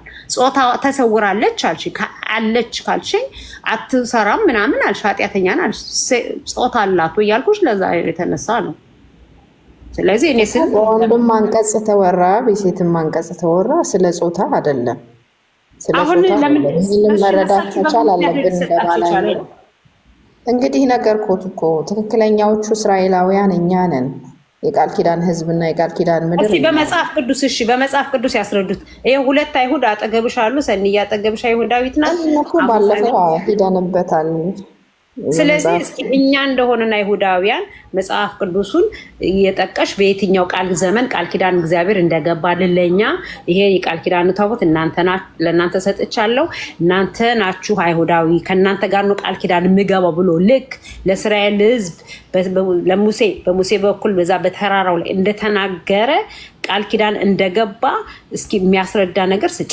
በመጽሐፍ ቅዱስ ማስረጃ እኛ ከሆነን እስራኤላውያን እኛ ከሆነ ከኛ ጋር ከሆነ ቃል ኪዳን የገባው ማለት እኔ ግን እዚህ ላይ ማሳሰብ ያለኝ ምክንያቱም እስራኤል ከኢራን ጋር በምታደርገው ጦርነት በጣም ተቆጥታለች ቁጣ አልበረደም 18 አካባቢ እንዳታስደበድቡት ሰንዬ በአማርኛ ነው የምታወሪው እንዳትተረጉሙት እዛም እንዳትናገሩ አደራ 18 ተብሏል ይሄ ትክክል ነው አይደለ ሴምሲ ነው በቃ ምንም እንዳትተረጉሙና እንዳትናገሩ ሰኒ እኔ መዳቪያክ ለሞዴል አረ በቃ አምላክ ገደላችሁ በአማርኛው በእንተ በዕብራይስጥ ሌሎች እንዳይሰሙ ታስፈጅን ነው እንደ አንቺ ሀገሪቱ ተነገረ ነው ኤርሚ ወንድሜ ምን ይሄ እኮ በሽክሽክታ አይደለም በቪዲዮ ተሰርቶ ለዓለም ተለቋል እኮ ምን ይሄ ማንንም ቢፈራ እኮ አይነገርም እስራኤላውያን ደርሷቸዋል እንግዲህ ይድረሳቸው አይድረሳቸው አላውቅም፣ ግን ይሄ የሚያስፈራ ነገር ሆኖ አይደለም። ቢያስፈራና ቢፈሩ ኖሮ ይሄንን ነገር እንዴት ይናገራሉ? ወጥተው ቢመቱትስ? በቦምብ አካባቢ ቢመቱት ማንም ተጠያቂ ነው? እናዛ ሙሴ እያለች እሱ ችግር የለውም። ኃይሏ እኮ ታደርጋለች፣ ብትሰወርልብንም ኃይሏን ግን ላመነ ታደርጋለች፣ ትሰጣለች። እሱ ችግር የለውም። ሀሳብ አይግባውት። ኦኬ፣ እኔ ግን የለውበትም። አይ ችግር የለም። አውሪያት ከሰኒ ጋር አውሪ። እሺ ይሄ ነው። ዞሮ ሌላ ጥያቄ ካለዎት ይቀጥሉ እህቴ። ያው አለመቀበል ይችላሉ። እኔ እውነትን መስክሬያለሁ። እኔ ጥያቄ አለኝ። ወለተ ደህና ዋልሽ? እግዚአብሔር ይመስገን። ሰኒ እህቴ እንዴት ኖት? እግዚአብሔር ይመስገን ሰላም ነኝ። ጥያቄ ምንድን ነው? ንግስተ ነገስት ንግስናዋ እንዴት ነው? በማን የተረጋገጠ ነው? በእናንተ ማህበር ዙሪያ ነው ወይንስ በኢትዮጵያውያን? እሺ ንግስና እንግዲህ መጽሐፍ ቅዱስ እንደሚነግረን በሶስት መንገድ ሲነግስ አይተናል። አንዴ እግዚአብሔር የመረጠው እግዚአብሔር ያነገሰው ንጉስ አይተናል። ህዝብ የመረጠው ንጉስ አይተናል። በቤተክርስቲያን የተቀባ ንጉስ አይተናል። ስለዚህ በሶስት መንገድ ነገስታቶች ይነግሳሉ። የንግስተ ነገስተ ማርያም ዘኢትዮጵያ በእግዚአብሔር ነው። ከእግዚአብሔር ራሱ ባለቤቱ ነው የቀባቸው። እንዴት እናውቃለን እግዚአብሔር እንደቀባት? በጸሎት እግዚአብሔር የምናጋገረው በጸሎት ነው አይደል? በጸሎት እና ንግስናን ያክል ነገር እንዴት ነው እግዚአብሔር መቼም ለኛ ለምሳሌ ሳኦል ሲነግስ ነበረ ነብይ ሳሙኤል ነበር በዛን ዘመን፣ እሱ ነው የቀባው እና እሷን ማን ቀባት ለንግስና? ነገስታት በሶስት መንገድ ይቀባሉ አልኩት እኮ። አዳም ለምሳሌ ንጉስ ነው። ማን ነው የቀባው? ሊቀ ነቢያት አዳም ማን አለሽ? ንጉስ ወለተ ቋንዴ ስለ እስራኤላውያን እኛ እውነተኛ እስራኤላውያን ነው አይደል ያልሽው? አዎ ኦኬ።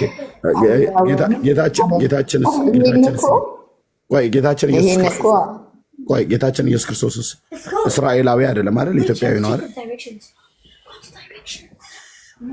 እኮ። አሁን እኮ እስራኤላውያን እኛንን የምልዎት ያው እርስዎ የሚያውቁት እስራኤል ተብሎ ተጽፎ ስላለ እኛን መልሽ። ጌታችን ኢየሱስ ክርስቶስ እስራኤላዊ ነው ወይስ ኢትዮጵያዊ ነው? እኮ ያው ኢትዮጵያዊ ነው ማለት እኛ እኮ እሺ እኛም ኢትዮጵያዊ ነን፣ ግን ኢትዮጵያዊ ነው ጌታ መድኃኒዓለም እስራኤላዊ ነን የምልዎት እርስዎ እንዲረዱ ነው እንጂ እስራኤል የሚለው ስም የለም። እንኳን እስራኤል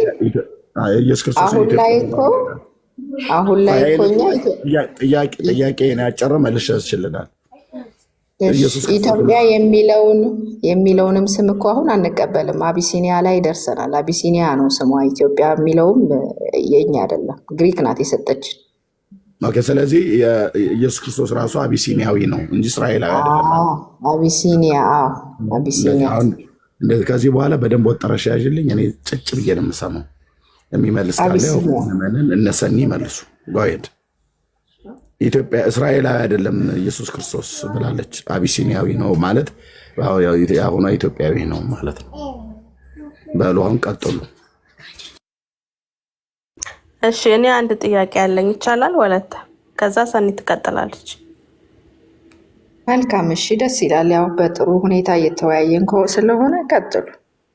እሺ በመጽሐፍ ቅዱስ ላይ የተጠቀሰው እስራኤል አሁን ላይ ያለችውን እስራኤል አይደለም እኛን ነው ካሉ በመጽሐፍ ቅዱስ ላይ የተጠቀሰችው ኢትዮጵያ የቷ ናት?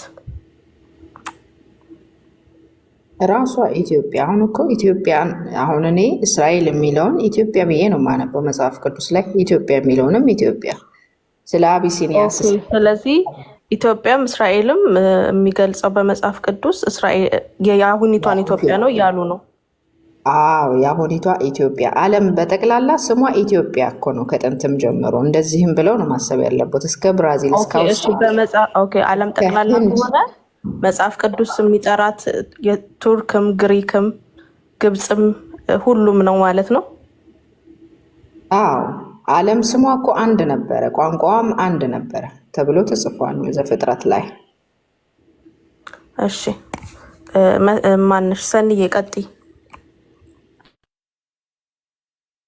ኧረ እኔ አልቀጥልም። ኢየሱስ ኢትዮጵያዊ ነው ብላለች ሴትዮዋ። እኒህቴ እንደ ቢሆን እንኳ እኮ መጥፎ እኮ ነገር አይደለም ይሄ። ኢትዮጵያዊ ነው እኮ መባል መጥፎ አይደለም። እንደው ባትቀበሉት እንኳ ምንም እስራኤላዊ ነው ሲባል እኮ እኛ መጥፎ አድርገን አይተነዋል እንዴ? አላየ ነው። እንደውም እንሄዳለን ልንጎበኝ አይደል እስራኤል ድረስ። ስለዚህ ይሄ የዘር የምን ጉዳይ ሳይሆን እውነቱ ታሪኩ ይሄ ስለሆነ ነው እንጂ እነሱን ጥላቻ ሌሎቹን ጥላቻ አይደለም። ግን ታሪኩ እውነቱ ይሄ ነው እንጂ የከለር የምንም ምንም ጥያቄ የለብንም እኛ የዘረኝነት። እሺ በቃ እነሱ ካላወሩ ከኔ ጋር መቀጠል እንችላለን። እንደው ለምሳሌ ወደ ኤፌሶን ሰዎች ምዕራፍ 2 ከቁጥር 11 ጀምሮ ብናነበው እንደዚህ ይላል። ስለዚህ እናንተ ቀድሞ በትውልድ አህዛብ የሆናችሁ በአካል ላይ በሰው ልጅ ከተደረገ የተነሳ ራሳቸውን ተገርዘናል በሚሉት ያልተገረዙ የተባላችሁ ያንን አስተውሉ። በዚያን ዘመን ከክርስቶስ ተለይታችሁ ከእስራኤል ወገንነት ርቃችሁ ለኪዳኑ ተስፋ ባዕድ ሆናችሁ በዓለም ላይ ያሉ ተስፋና ያለ እግዚአብሔር እንደነበራችሁ አስታውሱ እያለ ዓለም የሚለውን ሜንሽን ያደርጋል፣ አህዛብ የሚለውን ሜንሽን ያደርጋል፣ እስራኤል የሚለውን ሜንሽን ያደርጋል። ስለዚህ ከእስራኤል ውጪ ያለውን የተቀረውን አህዛብ ብሎ ያለ ክርስቶስ ነበራችሁ እያለ የእግዚአብሔር ቃል ይነግረናልና እርሶ ደግሞ ሁሉም አንድ ነው ያሉ ነውና እንደው እስኪ ማረጋገጫ ቢሰጡን ወለተ ሰንበት። አይ ሁሉም አንድ ነው አላልኩም። ህዝብና አህዛብ ነው ያለ። የእግዚአብሔር ህዝብ እስራኤል ማለት የእግዚአብሔር ህዝብ ነው በቃ በአማርኛ እንጂ አገር ካርታ ለይቶ እስራኤል እያለ አይደለም እግዚአብሔር። የእግዚአብሔር ህዝብ ማለት አለ፣ አህዛብ አለ። እኛ ኢትዮጵያውያን የእግዚአብሔር ህዝብ እንደሆነ ስለዚህ የተገረዙ ከተባሉት ውስጥ እኛም አለን እያሉ ነው የተገረዙ ከተባሉት ውስጥ። አዎ ታዲያ አሁን መዝሙር 86 ላይ በጣም በሚገርም ሁኔታ እኮ ጽፎታል። ኢትዮጵያ እጆቿን ወደ እግዚአብሔር ትዘረጋለች ማለት ይሄ እኮ አምልኮ ነው። አምልኮ እንዳላት ያሳያል፣ አህዛብ እንዳልሆነች ማለት ነው። እጅ መዘርጋት አምልኮ ከሆነማ ያው በሰይፍም ትጠፋለች የሚል አለ። ያው ኢትዮጵያ የሚለውን ማውጣት እንችላለን። እሺ እስራኤላዊ ነን ከተባለ እንግዲህ የእስራኤል ያዕቆብ አይደለ ስሙ ከተቀየረ በኋላ ያለው ያዕቆብ 12ቱ ነገድ እንዳሉ እናውቃለን። የትኛው ነገድ ነን እኛ? በነገድ ዙሪያ እንግዲህ ምዳባውያን የምንባል እኛ ነን። ምዳማውያን የሚባል ነገድ አለ እንዴ? ምናባውያን ቅድም ኤርሚያስ ያላቸው እኛ ነን። የዮቶር መንደር የዮቶር ከተማ እዚህ ደብረ ዘይት አለ እኮ ሙሴ በጉን ያጠጣበት ወንዝ ሁሉ አለ። መልከጼዴቅ የአብርሃምን ያቆረበበት ተራራ ሁሉ አለ። ከሰሜናዊ ወይስ ከደቡባዊው እስራኤል ነን እኛ? እሱን እንግዲህ እስካሁን አሁን ደቡብ ሰሜን የሚለውን ነገር አልደረስኩም። ግን አሁን መጽሐፈ ነገስት ላይ ብዙ ጊዜ ጊዮን ነው የሚለው እንጂ ደቡብ ምስራቅ ምናምን አይልም። እንደው አቅጣጫው አላስጨነቀውትም። ግድ የለም ግን ከ12ቱ የትኛው ነገድ ላይ እንዳለን ቢነግሩን። እስኪ እንግዲህ እሱ በነገድ እስካሁን አላወቅኩም። ሁሉ ነገር ባንዴ አይነገረንም እኮ ለእኛም ቢሆን አውሬው በስንት ጊዜ ነው ይሄን ነገር የቀያየረውና። አይ እንደው ሰው ስር መሰረቱን እንዴት አያውቅም? ወለተ ሰንበት እንደው ሌላው ቢቀር ስር መሰረቱ የመጣበት የዘር ግንዱንማ ማወቅ አለበት እኮ። አሁን እርስዎ ዛሬ ነው የጠየቁኝ፣ እኔ ደግሞ የትኛው ነገድ ሌላ ቀን ሲመጡ ይነግሩኛል። እሺ ይሄን በጥያቄ መልክ ይጻፍልኝ። መልካም እሺ፣ እግዚአብሔር ያክብርልኝ። እሺ ስለዚህ ወደ ሁለተኛው ሀሳብ መሄድ እንችላለን ሰዓት ካለዎት? አዎ ይቀጥሉ። እሺ ማታ እንግዲህ እንትን ስናይ ነበር፣ ስዕል አድኖ ስናይ ነበር የርትዕት ተዋህዶ። ስለዚህ የእህተ ማርያምን ስዕል አድኖ እያየን ነበር። ወይ ግን አያስቁም እንደሱ ማለት አሁን ያንን ስዕል አድኖ እህተ ማርያም ናት ብላችሁ ካመናችሁ መወያየትም አይጠበቅብንም። ምክንያቱም ምናልባት ሁለት ነው ያሳየነው እና አውቀውታል በትክክል የትኛውን እንደሆነ አይቼዋለሁ። ሹት ስክሪን አድርገው ደርሶኛል። አድርግልዎት እኔ ፊት ለፊት አንድ የኪዳነ ምሕረት ኪዳን እየተጋባላትና ሌላው ደግሞ ወላዲተ አምላክ ቆማ። እሺ ምንም ችግር የለም ማየት እንችላለን።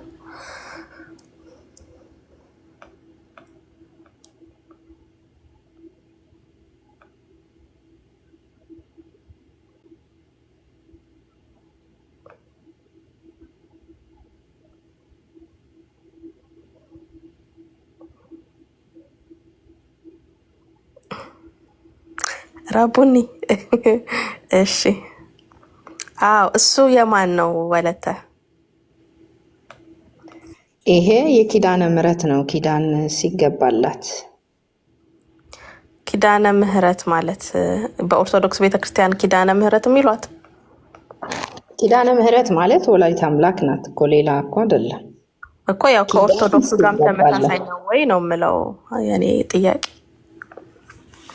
ስዕሉ ቢለያየም ታሪኩ ስዕሉ ቢለያየም ይሄ ተውፊቱን የጠበቀ ስዕል ነው።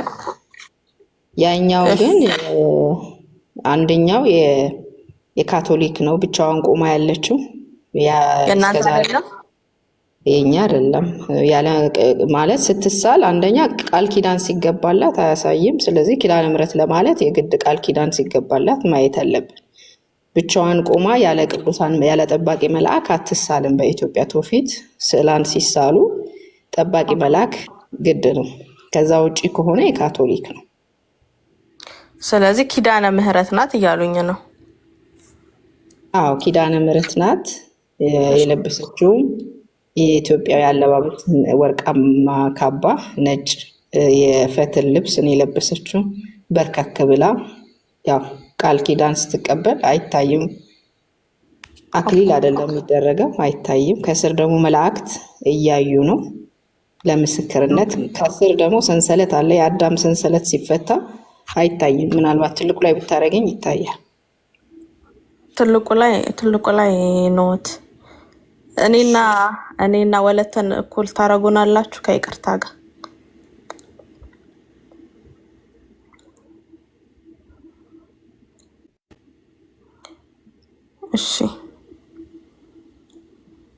እሺ ስለዚህ ይኸው ይህንን እንግዲህ ወለተ ከእርሶ አካውንት ላይ ነው ይኸው እያየሁኝ ያለሁት። እንግዲህ ለዚህ ስዕል የሰጡት ዲስክሪፕሽን የሚለው ምንድን ነው? ኪዳነ ምሕረት አይልም። ለዚህ ስዕል የሰጡት ዲስክሪፕሽን የወርቅ ልብስ ተጎናጽፋ ንግስቲቱ ትቀውም በይማንከ ይላል እና ኪዳነ ምሕረት የሚል ዲስክሪፕሽን ለምን አልሰጡትም? እርሶ ፖስት ሲያደርጉት ይታያል እኮ ኪዳን ሲገባላት ይታያል። ብዙ ጊዜ የሚታየውን ነገር እኔ አልጽፍም፣ የማይታየውን ነገር ነው የምጽፈው። ይሄ አሁን ኪዳን ሲገባላት ነው። ኪዳነ ምሕረት የምህረት ኪዳን ሰኔ ጎለጎታ ወይም መለጠፍ እችላለሁ። የኪዳን የተገባላት ምክንያት ማለት ነው። እሺ እንትኑስ ምንድን ነው ስሙ? የዚህ ይቅርታ የዚህ እስኪ ቆይ እንትን ማድረግ አልቻልኩም። ኤኒዌይስ እዚህ ጋር ሰንሰለትና ቁልፍ ነው የሚታየን። ምንድን ነው የእሱ ትርጉም? እሱ የአዳም ሰንሰለት ሲፈታ ማለት ነው። የአዳም ሰንሰለት ማለት የዘላለም ሞት ማለት ነው። ኦኬ። ስለዚህ የእሱንም መፍቻ ተሰጥቷታል ማለት ነው ለኪዳነ ምሕረት። አዎ የተፈታው በእሷ ምክንያት አይደለም። ብኪ ድህነ ዓለም ወበወልድኪ ኮነ ሰላም። እሺ ንግስቲቱ በምትለው ቃል ላይ መነጋገር እንችላለን። ንግስቲቱ ማለት ይቻላል? ንግስተ ማርያም ወይስ ያው መልኳ የሚመስለው እሷን ነው። እንግዲህ እናንተ ኪዳነ ምሕረት ናት ካላችሁ እኛ በግድ እህተ ማርያም ናት አንልም። ግን ያው እሷን አስመስላችሁ ነው የሳላችኋት። አሁን ወደ ስዕል አምልኮ ይቻላል ወይ አይቻልም ወይ መጽሐፍ ቅዱሳዊ ነው የሚለውን እዛ ጋር ከመግባታችን በፊት ኪዳነ ምሕረትን ብትሆን ኦኬ፣ ኪዳነ ምሕረትን ብትሆን አሁን እናንተ በብሉይ ኪዳንና በአዲስ ኪዳን ታምናላችሁ አይደል? አዎ። አዲስ ኪዳን ላይ እንዳለን ታምናላችሁ አይደል? አዎ የተዋህዶ ልጆች አይደለን? ተዋህዶ የተባልነው እኮ በአዲስ ኪዳን መሰረት ነው። እሺ፣ ስለዚህ ንግስቲቱ ማለት ይቻላል ወይ? ንግስቲቱ ማለት ወላዲት አምላክን ነው። ንግስቲቱ የወርቅ ካባ ለብሳ በቀኝ ትቆማለች የተባለው ቃል ነው። ወላዲተ አምላክ ማለት የአምላክ እናት፣ ያው አምላክን በስጋ የወለደች እግዚአብሔር ወልድን የወለደች ነው አይደለ? ወላዲተ አምላክ። አዎ እንግዲህ እሱ ንጉስ እንደሆነ እናውቃለን አይደል? የነገስታት ንጉስ ነው አይደል ጌታ ኢየሱስ? እኛም የንጉሳውያን ቤተሰብ ነን በሱ በኩል። አይ ስለሱ ነው የጠየቅኩት ወለተ ሰንበት። እኔ ምንም ችግር የለም የንጉሳውያን ቤተሰብ አይደላችሁም አልልም። ከሆናችሁ እሰየው። ግን እሱ ንጉስ ነው አይደል? አዎ ንጉስ ነው፣ አምላክ ነው፣ የነገስታት ሁሉ ንጉስ። ኦኬ። እናቱ ደግሞ ንግስተ ሰማይ ወምድር። እሺ ወለተ ሰንበት የንጉስ እናት እቴጌ ነው የምትባለው። የንጉስ ሚስት ግን ንግስቲቱ ትባላለች። እና እናትየውን ሚስት አደረጋቿት። እናትየውን ሚስት አደረጋቿት። ለምን? የንጉስ ሚስት ንግስቲቱ ትባላለች። የንጉስ እናት ግን እቴጌ ነው የምትባለው። ስለዚህ እንዴት ነው ነገሩ? ይሄኛውን ከግንዛቤ አልወሰዳችሁም ወይስ መጽሐፍ ቅዱሳዊ ባክግራውንድም ካለው ብታሳዩን። ምናልባት የእናንተ መጽሐፍ 104 ስለሆነ ንግስቲቱ ብሎ የሚጠራት ክፍል ካለ ብታሳዩን ደስ ይለናል። አይ ያውቁታል፣ ሁሌም ያዩታል ይሄን ታሪክ። ንግስቲቱ በወሬ ወርቅ ካባ ተገናጽፋ በቀኝ ትቆማለች የሚለው መዝሙረ ዳዊት አይደል? ያውቁታል። ከመዝሙረ ዳዊት ይጥቀሱና ያሳዩን፣ ይንገሩን። ምንም ችግር የለም። ይሄ ዋናው እኮ ይሄ ነው እኮ ታሪኩ። የከስር የጻፍኩት የኔ እህት እናውቀዋለን። በእርግጥ ምዕራፉን አሁን አላስታውስም። እስቲ ንግስቲቱ ለቀኝ ተቀማለች። አይ አሁን ፊት ለፊት የለም። ፊት ለፊት ያለው ስለ ጥምቀት ምናምን ነው ሰሞኑ ስወያይበት የነበረ። የለም ጥቅሱ ምዕራፉን አላስታውስም። ለነገረ ድህነት እንገባለን። እሺ ይሄንንም ክፍል እንደ ቅድሙ እንደ ነገዱ የያዙና በሚቀጥለው ቀን ስንገናኝ ቢያስረዱኝ ደስ ይለኛል። የንጉስ እናትን ንግስቲቱ ማለት እንደሚቻል ማለት ነው። እችንም በሁለተኛ ነጥብ ያዙልኝና ከዛ ደግሞ ያው የእናንተ ርትት ደግሞ በምን መሰረት ላይ ታነጸች በሚለው በርዕሱ ላይ ማውራት እንችላለን። የሚመቾት ጊዜ ካሉት ማለት ነው። ሌሎች ወገኖች አላችሁ መቀጠል መጠየቅ የምትፈልጉ?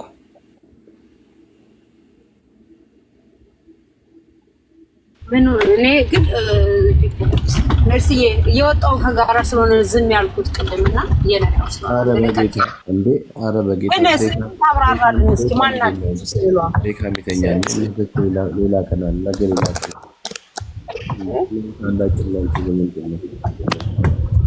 ስለ ስዕሏ አንዴ ስዕሏን ንገሩን በጌታ ፍቅር። ማናት ትሳለች? ማርያም ናት። መልአክ ሆና ነው። ታው በቃ ታው አሁን በደህና በሰላም ጨርሰናል። አይ እንደዚህ የሚገርማችሁ የሳሉት ሰዎች እንደውም 3 ሰዎች ናቸው። አሁን እነዚህ 3 ሰዎች ሲስሉ ሀሳብ ይዘው በሱባኤ ገብተው ነው የሳሏት። በሀሳብ እንዲህ ነው እንዲህ ናት ተብለው ተነገራቸው። ወለተም አንድ ስላላወቁ እኮ ነው። እኔ ጥያቄ ነው ትቢሆነስ አላወቁሳችሁ ማን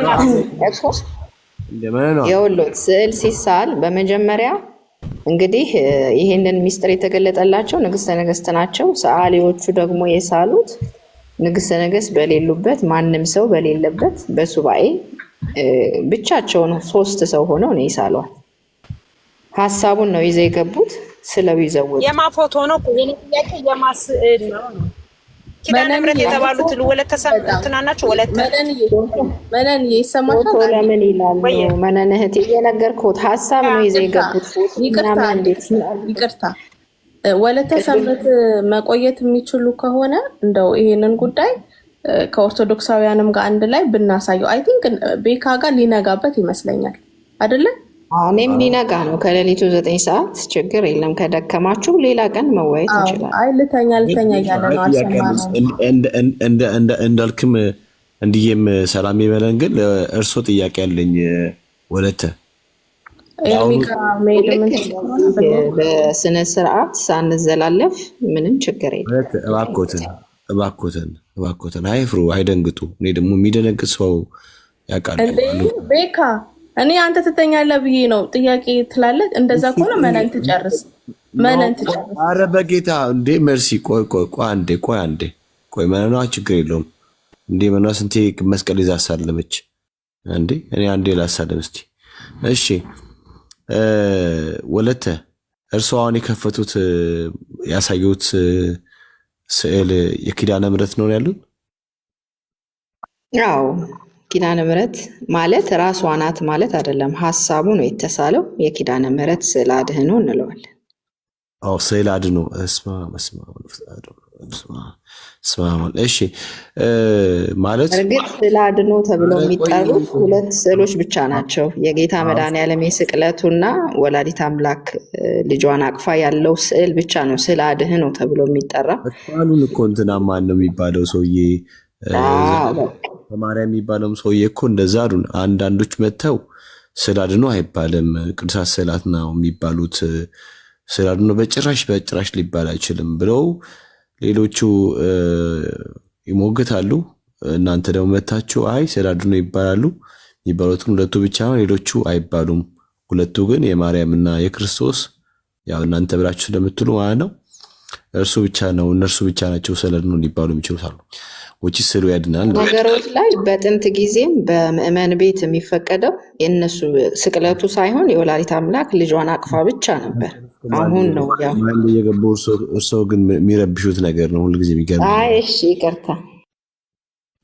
ለምሳሌ ዘዳግም ምዕራፍ 4 ላይ ቁጥር 15 እና 16 እንደዚህ የሚል ቃል ተጽፎ እናገኛለን። ያው አይሁድም ነኝ ይላሉ አይደለም? ይሄ የህጉን ሊያከብሩ ዘንድ ግድ ይሎታል ይመስለኛል። እንግዲህ እግዚአብሔር ያሉትን ነገር መቀበልና ያንን ማክበር ከእርሱ የሚጠበቅ ይመስለኛል። በግድ እኔን ይመለከተኛልን ብለው ስላሉ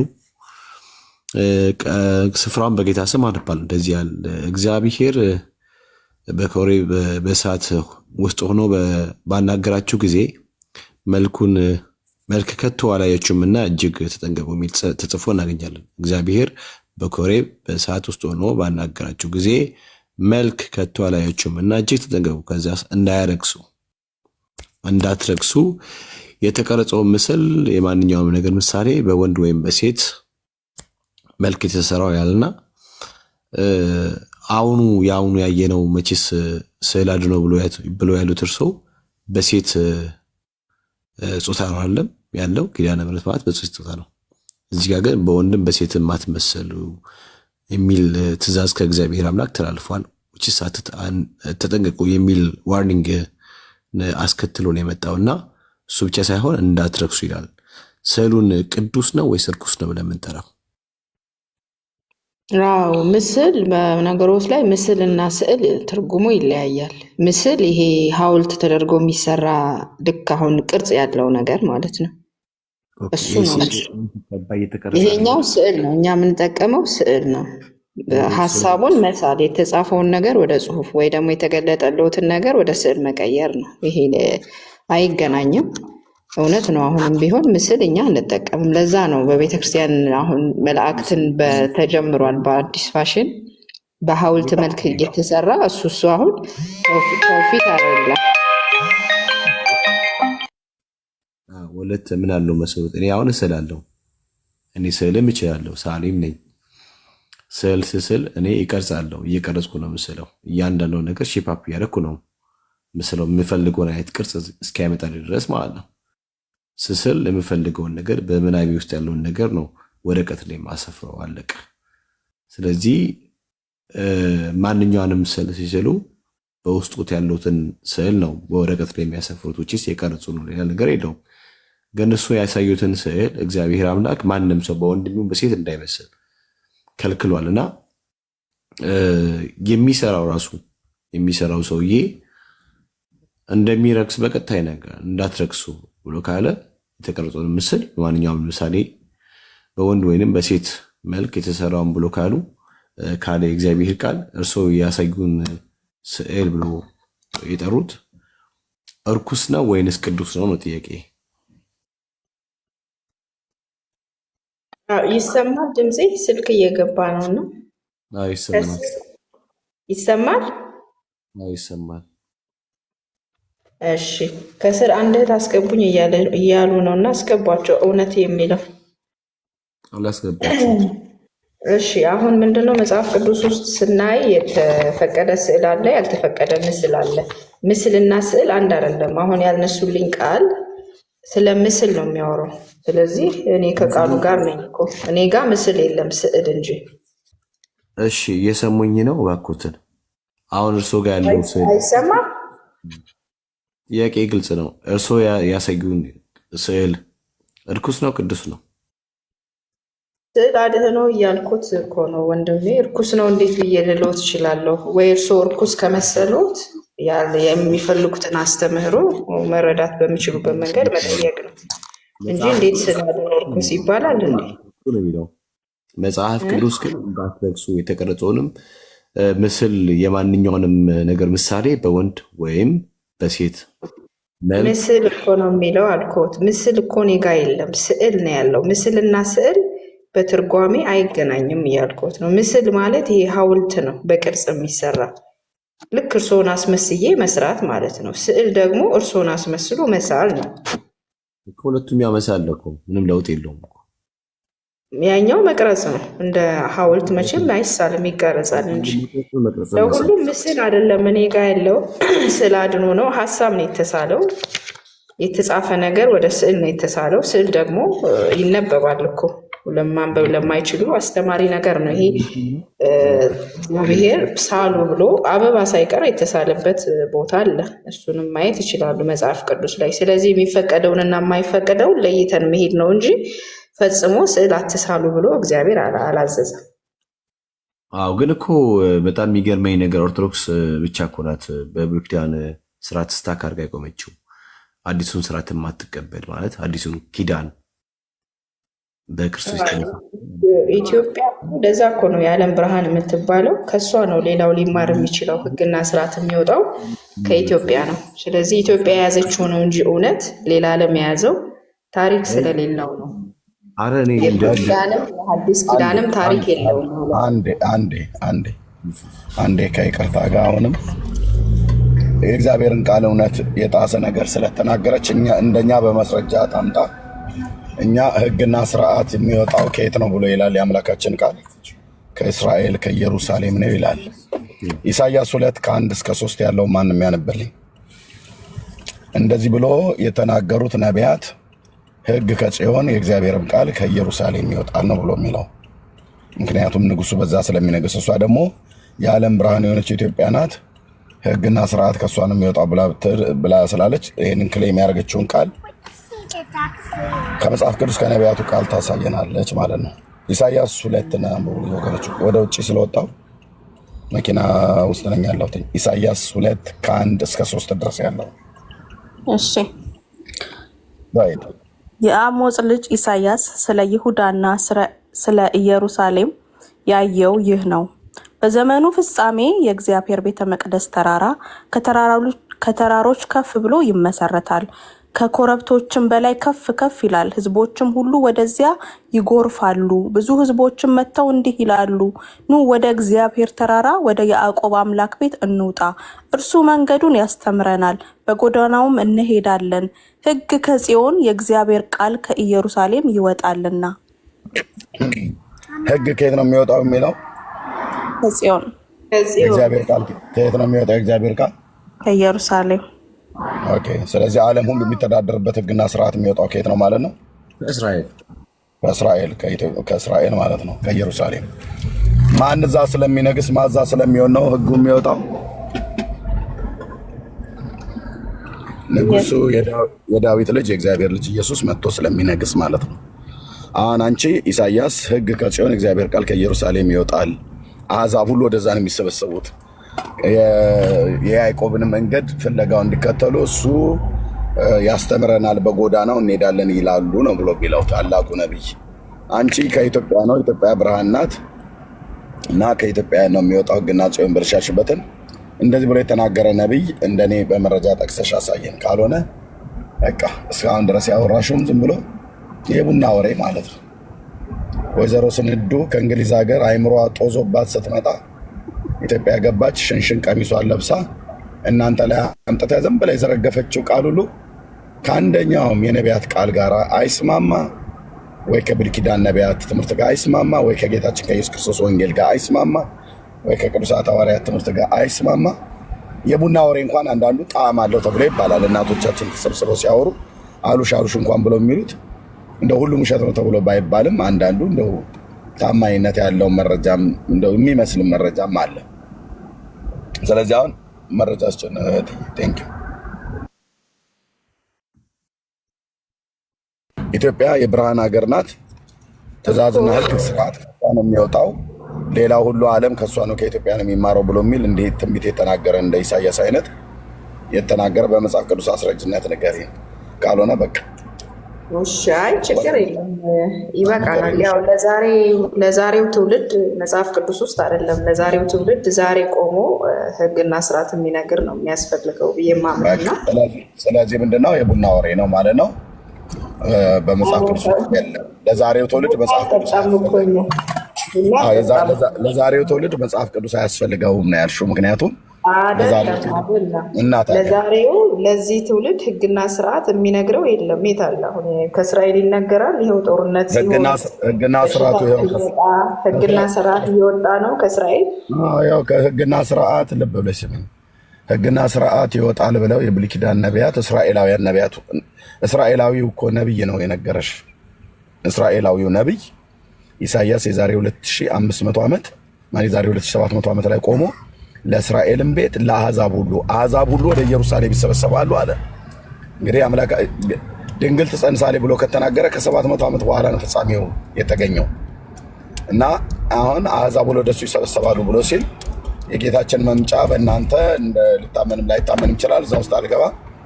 ግን ባጭሩ ለዚህ ትውልድ መጽሐፍ ቅዱስ አያስፈልገውም የሚል እሳቤ እንዳለች ነው የምረዳው። የሚያስፈልገው ካላልሽ እንደዛ ለእኔና ለእርሶ አሁን በዚህ ሰዓት ለእኔና ለእርሶ ሕግና ስርዓት የሚነግረን አያስፈልገንም። አሁን በዚህ ሰዓት ሕግና ስርዓት ለሚመጣውም ነገር አድምጪ። ለዚህም ዓለም በዚህ ዓለም ስንኖር ለሚመጣውም ዓለም ለዘላለም ሕይወት የሚነግረን የአምላካችን እግዚአብሔር ቃል እስትንፋሰ እግዚአብሔር ያለበት መጽሐፍ ቅዱስ የእግዚአብሔር መንፈስ ያለበት መጽሐፍት ሁሉ ለትምህርትና ለተግሳጽ ልብን ለማቅናት በጽድቅ ላለው ምክር ይጠቅማል ተብሎ እግዚአብሔር ለዓለም ልጁን ሰጠ። ለዓለም ቅዱሱን መጽሐፍ ሰጠ። የእግዚአብሔርን ቃል መጽሐፍ ቅዱስን አንብበን እንድንማርበት፣ አንብበን እንድንገሰጽበት፣ አንብበን የህይወት ጎዳናችንን እንድንመራበት ማለት ነው። ቅዱስ ዳዊት ሕግ ለእግሬ መብራት ለመንገዴ ብርሃን ነው ብሎ ካለ አባቶቻችንን እግዚአብሔር በቃሉ እውነት ከመራቸው በምትሄድበት መንገድ ሁሉ ባሪያዬ ሙሴ ያዘዘህን ሕግ አስብ፣ ከሱም ወደ ግራም ወደ ቀኝም አትበል፣ በምትሄድበት ሁሉ አስበው፣ አሰላስለው፣ በዚያን ጊዜ ይከናወንልሃል ብሎ ለነዌ ልጅ ለኢያሱ ጌታ ከተናገረ እኛ አንድ እውነት ብቻ ነው የምንፈልገው። እሱ ምንድነው? እግዚአብሔር ቃል ነው። ለአባቶቻችን ለነቢያት በታላቁ ነቢይ በሙሴ በኩል የተናገረው ለኢያሱ የተላለፈው፣ ከዛም የእስራኤል ልጆች በዘመናቸው የታዘዙበት ዘመን ነበር፣ ተባርከውበታል። ባልታዘዙበት ዘመን እግዚአብሔር እርግማንና ቅጣትን እያመጣባቸው ያ ትውልድ አለፈ። የመጽሐፉ ባለቤት እግዚአብሔር አለ፣ ቅዱስ ቃሉም አለ። ስለዚህ ሕግ ከጽዮን የእግዚአብሔር ቃል ከኢየሩሳሌም ነው የሚወጣው ለአሕዛብ ሁሉ መተዳደሪያ ይሆን ዘንድ። ኢትዮጵያ የሚባል ሀገር መተዳደሪያ ለራሱ መተዳደሪያ ያልቻለ ሕዝብ ነው። እርስ በርስ የሚተራመስ እርስ በርስ የሚባላ ማለት ነው። እንኳን አይደለም ለሌላ ዓለም የሚተዳደርበትን ሕግ ሊያወጣ ቀርቶ አይደለም ቀዳማዊ ኃይለ ሥላሴ እንኳን ላወጡት ሕገ መንግስት መገዛት ተስኖት እርስ በርስ እየተባላ ያለ ትውልድ ነው ብሎ ኢትዮጵያ ብሎ የሚል እዚህ ጴንጤውም ጋር አንዳንድ በቃ ኢትዮጵያ የዓለም ብርሃን ናት፣ ኦርቶዶክስም ጋር ኢትዮጵያ የዓለም ብርሃን ናት። ግን በጨለማ ውስጥ ነው ያለነው እና በስቃይ በድህነት ውስጥ ነው ያለነው፣ በለቅሶ በዋይታ በምሬት ውስጥ ነው ያለነው። እግዚአብሔር ስለ ኢትዮጵያ ተናግሮ እና እሷ ማለት የዓለም ፈርጥ ናት፣ የዓለም እንቁ ናት እያልን ዝም ብለን ጉራችንን ስቸረችር ኖረናል። እኛ ከኋላችን እየተነሱ ሌሎች ትተውን ሄደናል። ከዚህ ይልቅ የአምላካችን የእግዚአብሔር ቃል ኢትዮጵያ የቃል ኪዳን ምድሬ ናት፣ ቅድስት ምድር ናት ብሎ ያለው የለም። ቅድስት ምድር የተባለች ካለች አንድ ናት። እሷ መጽሐፍ ቅዱስ ላይ የተነገረ ጌታችን የተወለደባት አንቺ እንዳልሽው ኢትዮጵያዊ ኢየሱስ እኛ አናውቅም። እኛ የምናውቀው ከነገደ ይሁዳ የወጣ የዳዊት ልጅ ኢየሱስ እስራኤላዊው ኢየሱስን ነው የምናውቀው። የተወለደበት ቤተልሔም ኤፍራታ፣ የተቀበረው እዛው በኢየሩሳሌም ጎልጎታ ማለት ቀራንዮ ኮረብታ ላይ፣ መቃብሩም እዛው ነው ያለው። ሲያርግም ከዛው ነው ያረገው። የተወለደውም ከዛ ህዝብ ነው የተወለደው። ተመልሶም ሲመጣ እዛ ህዝብ ላይ ነው የሚመጣው። እሱ በዛ ስለሚነግስ ሕግ ከጽዮን የእግዚአብሔር ቃል ከኢየሩሳሌም ይወጣል እና ብዙዎች አሕዛብ ሄደው ኑ ወደ እግዚአብሔር ተራራ ወደ ያዕቆብ አምላክ ቤት እንውጣ ይላል። እሱ መንገዱን ያስተምረናል፣ በጎዳናውም እንሄዳለን ይላል ያለው። በቃ አለቀ ማለት ነው። የስንዱ ተረት ኢትዮጵያውያንን አንቺን አይነት ቅንና የዋህ ሰዎችን ባላነበባችሁት መጽሐፍ ቅዱስን ባላነበባችሁበት እግዚአብሔር ቃል እውቀት በሌላችሁ አይምሮ መረዘቻችሁ። ይኸው የምታወሩት ነገር ሁሉ አንዲት ተራ ሴት እዚህ ግቢ ተብላ የማትታወቅ ሴት ከእንግሊዝ ሀገር መጣ አዲስ አበባ ውስጥ ታቦቱ አለ ተቀብያለሁ ብላ ስትል አዎ አሜን ልክ ናት፣ አዲስ አበባ ውስጥ ነው ያለው። ስውሩ ዋሻውም ስውር ነው፣ ታቦቱም ስውር ነው ብላችሁ እንድታምኑ እግዚአብሔር ለእንደዚህ አይነት ልብ ተላልፋችሁ እንድትሰጡ ማድረጉ የእግዚአብሔር ቁጣ ካልሆነ በስተቀር ሌላ አይደለም። ወለተ ሰንበት እምነግርሽ አንቺ በሥላሴ መልክና አርአያ የተፈጠርሽ ሰው ነሽ። ክርስቶስ ሞቶልሻል። መልካም የሆነ ጨዋ የሆነ ስነ ምግባር አለሽ። ለአንቺ የሚያስፈልግሽ የእህተ ማርያም ወሬ አይደለም። ለአንቺ የሚያስፈልግሽ የእንትና ዝም ብሎ ግምት የተነገረ መገለጥ የሚባል የአጋንንትን መገለጥ እያመጣች ወይዘሮ ስንዱ የተባለች የእሷ ቅዠት አይደለም። ለአንቺ የሚያስፈልግሽ ለአንቺ የሚያስፈልግሽ የአባቶቻችን የነቢያት የሐዋርያት አምላክ ልዑል እግዚአብሔር የሰማይ የምድር ፈጣሪ ጌታ በባሪያዎቹ እነዛ ቀደም ስሟቸውን ስጠሪያቸው በነበሯቸው በቀደሙ የብሉይ ኪዳን ነቢያት ምን አለ?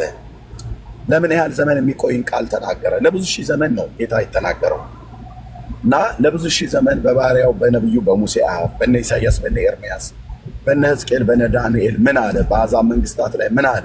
የዓለም መጨረሻው ምልክቱ ምን እንደሚሆን ምን አለ? የሞራል ውድቀት በሰው ልጆች መካከል መነሳቱ ምን አለ?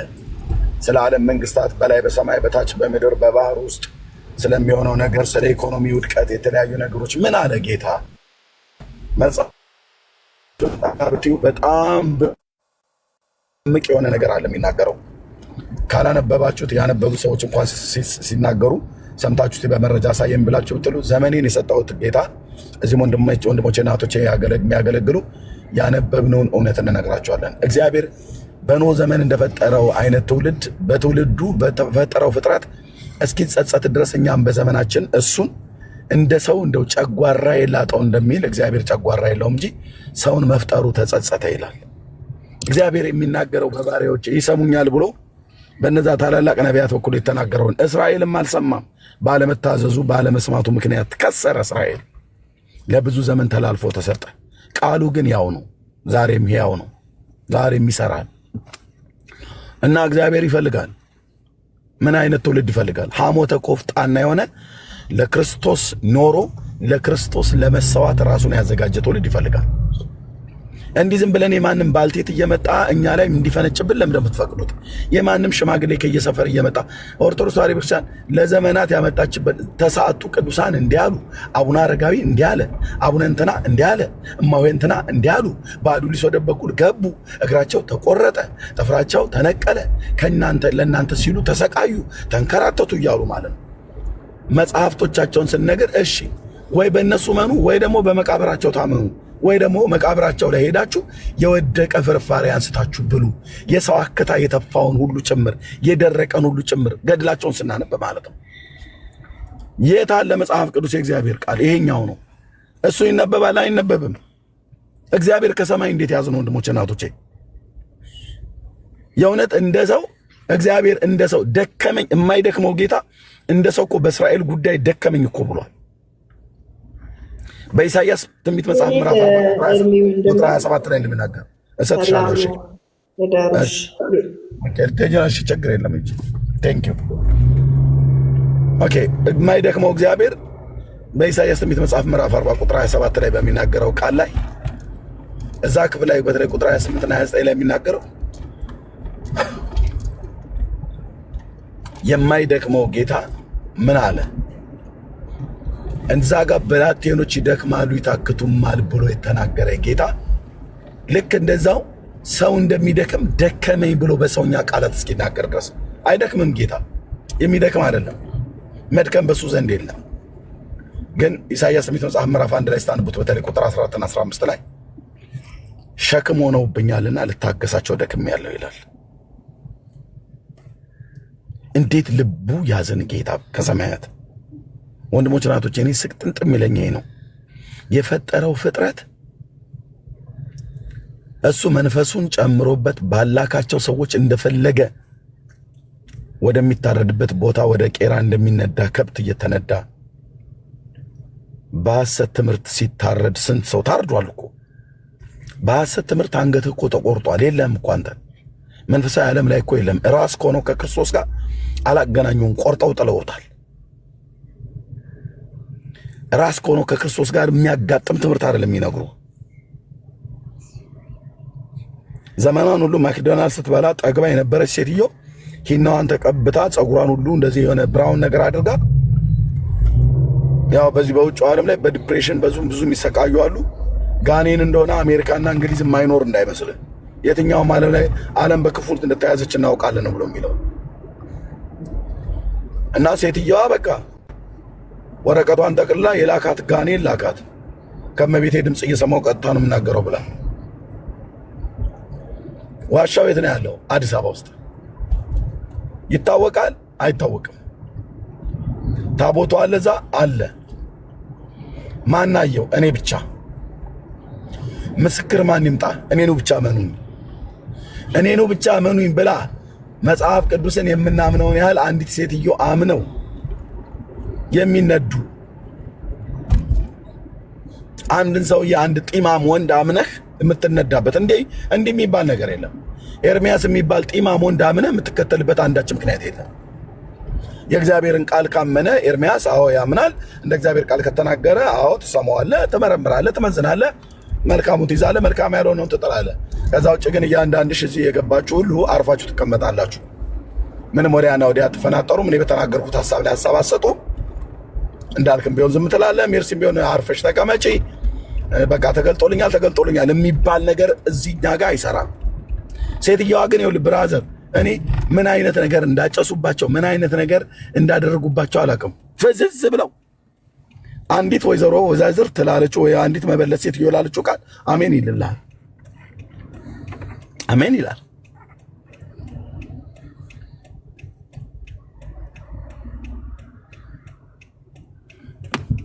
እኛ እኮ ኧረ በጌታ ወንድሞቼ ናቶች፣ ኧረ በጌታ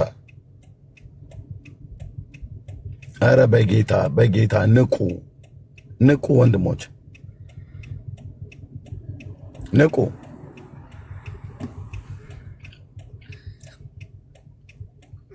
መንፈሳዊ እውርነት ማለት ይሄ ነው።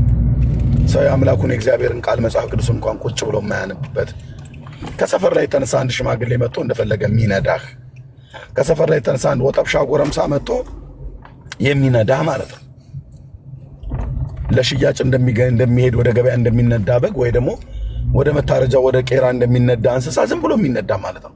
ና አረዚህ የተመተች ና ግቢዚ በላ ስትልሽ እመቤቴሽ ንግስተ ንግስታት ወይዘሮ ስንዱ ነው ማለት ብላ ያለች እንደሆነ እቺም ብሎ ንግስት እውነት ነው የምልህ። ኢትዮጵያ ውስጥ የሁሉ ወንድ እያለ ስርዓት የሚያስይዛት እኮ ጠፍቶ ነው። እኔ የምልህ ወደዚህ ወደ ባሌ አካባቢ ወስደህ በደንብ አድርጎ መቀመጫዋን በአለንጋ ጠብጥቦ ወፌ ላላ ሰቅሎ ማለት ነው ነፍሷ እንዳይወጣ አድርጎ። እውነት ጌታ ምስክሬ እኮ ነው የምልህ። ለሰነፍ እኮ በትር እኮ ይላል መጽሐፈ ምሳሌ ላይ። ዝም ብሎ እንደዚሁ መደባደባ ሆኖ መሰለህ እንዴ?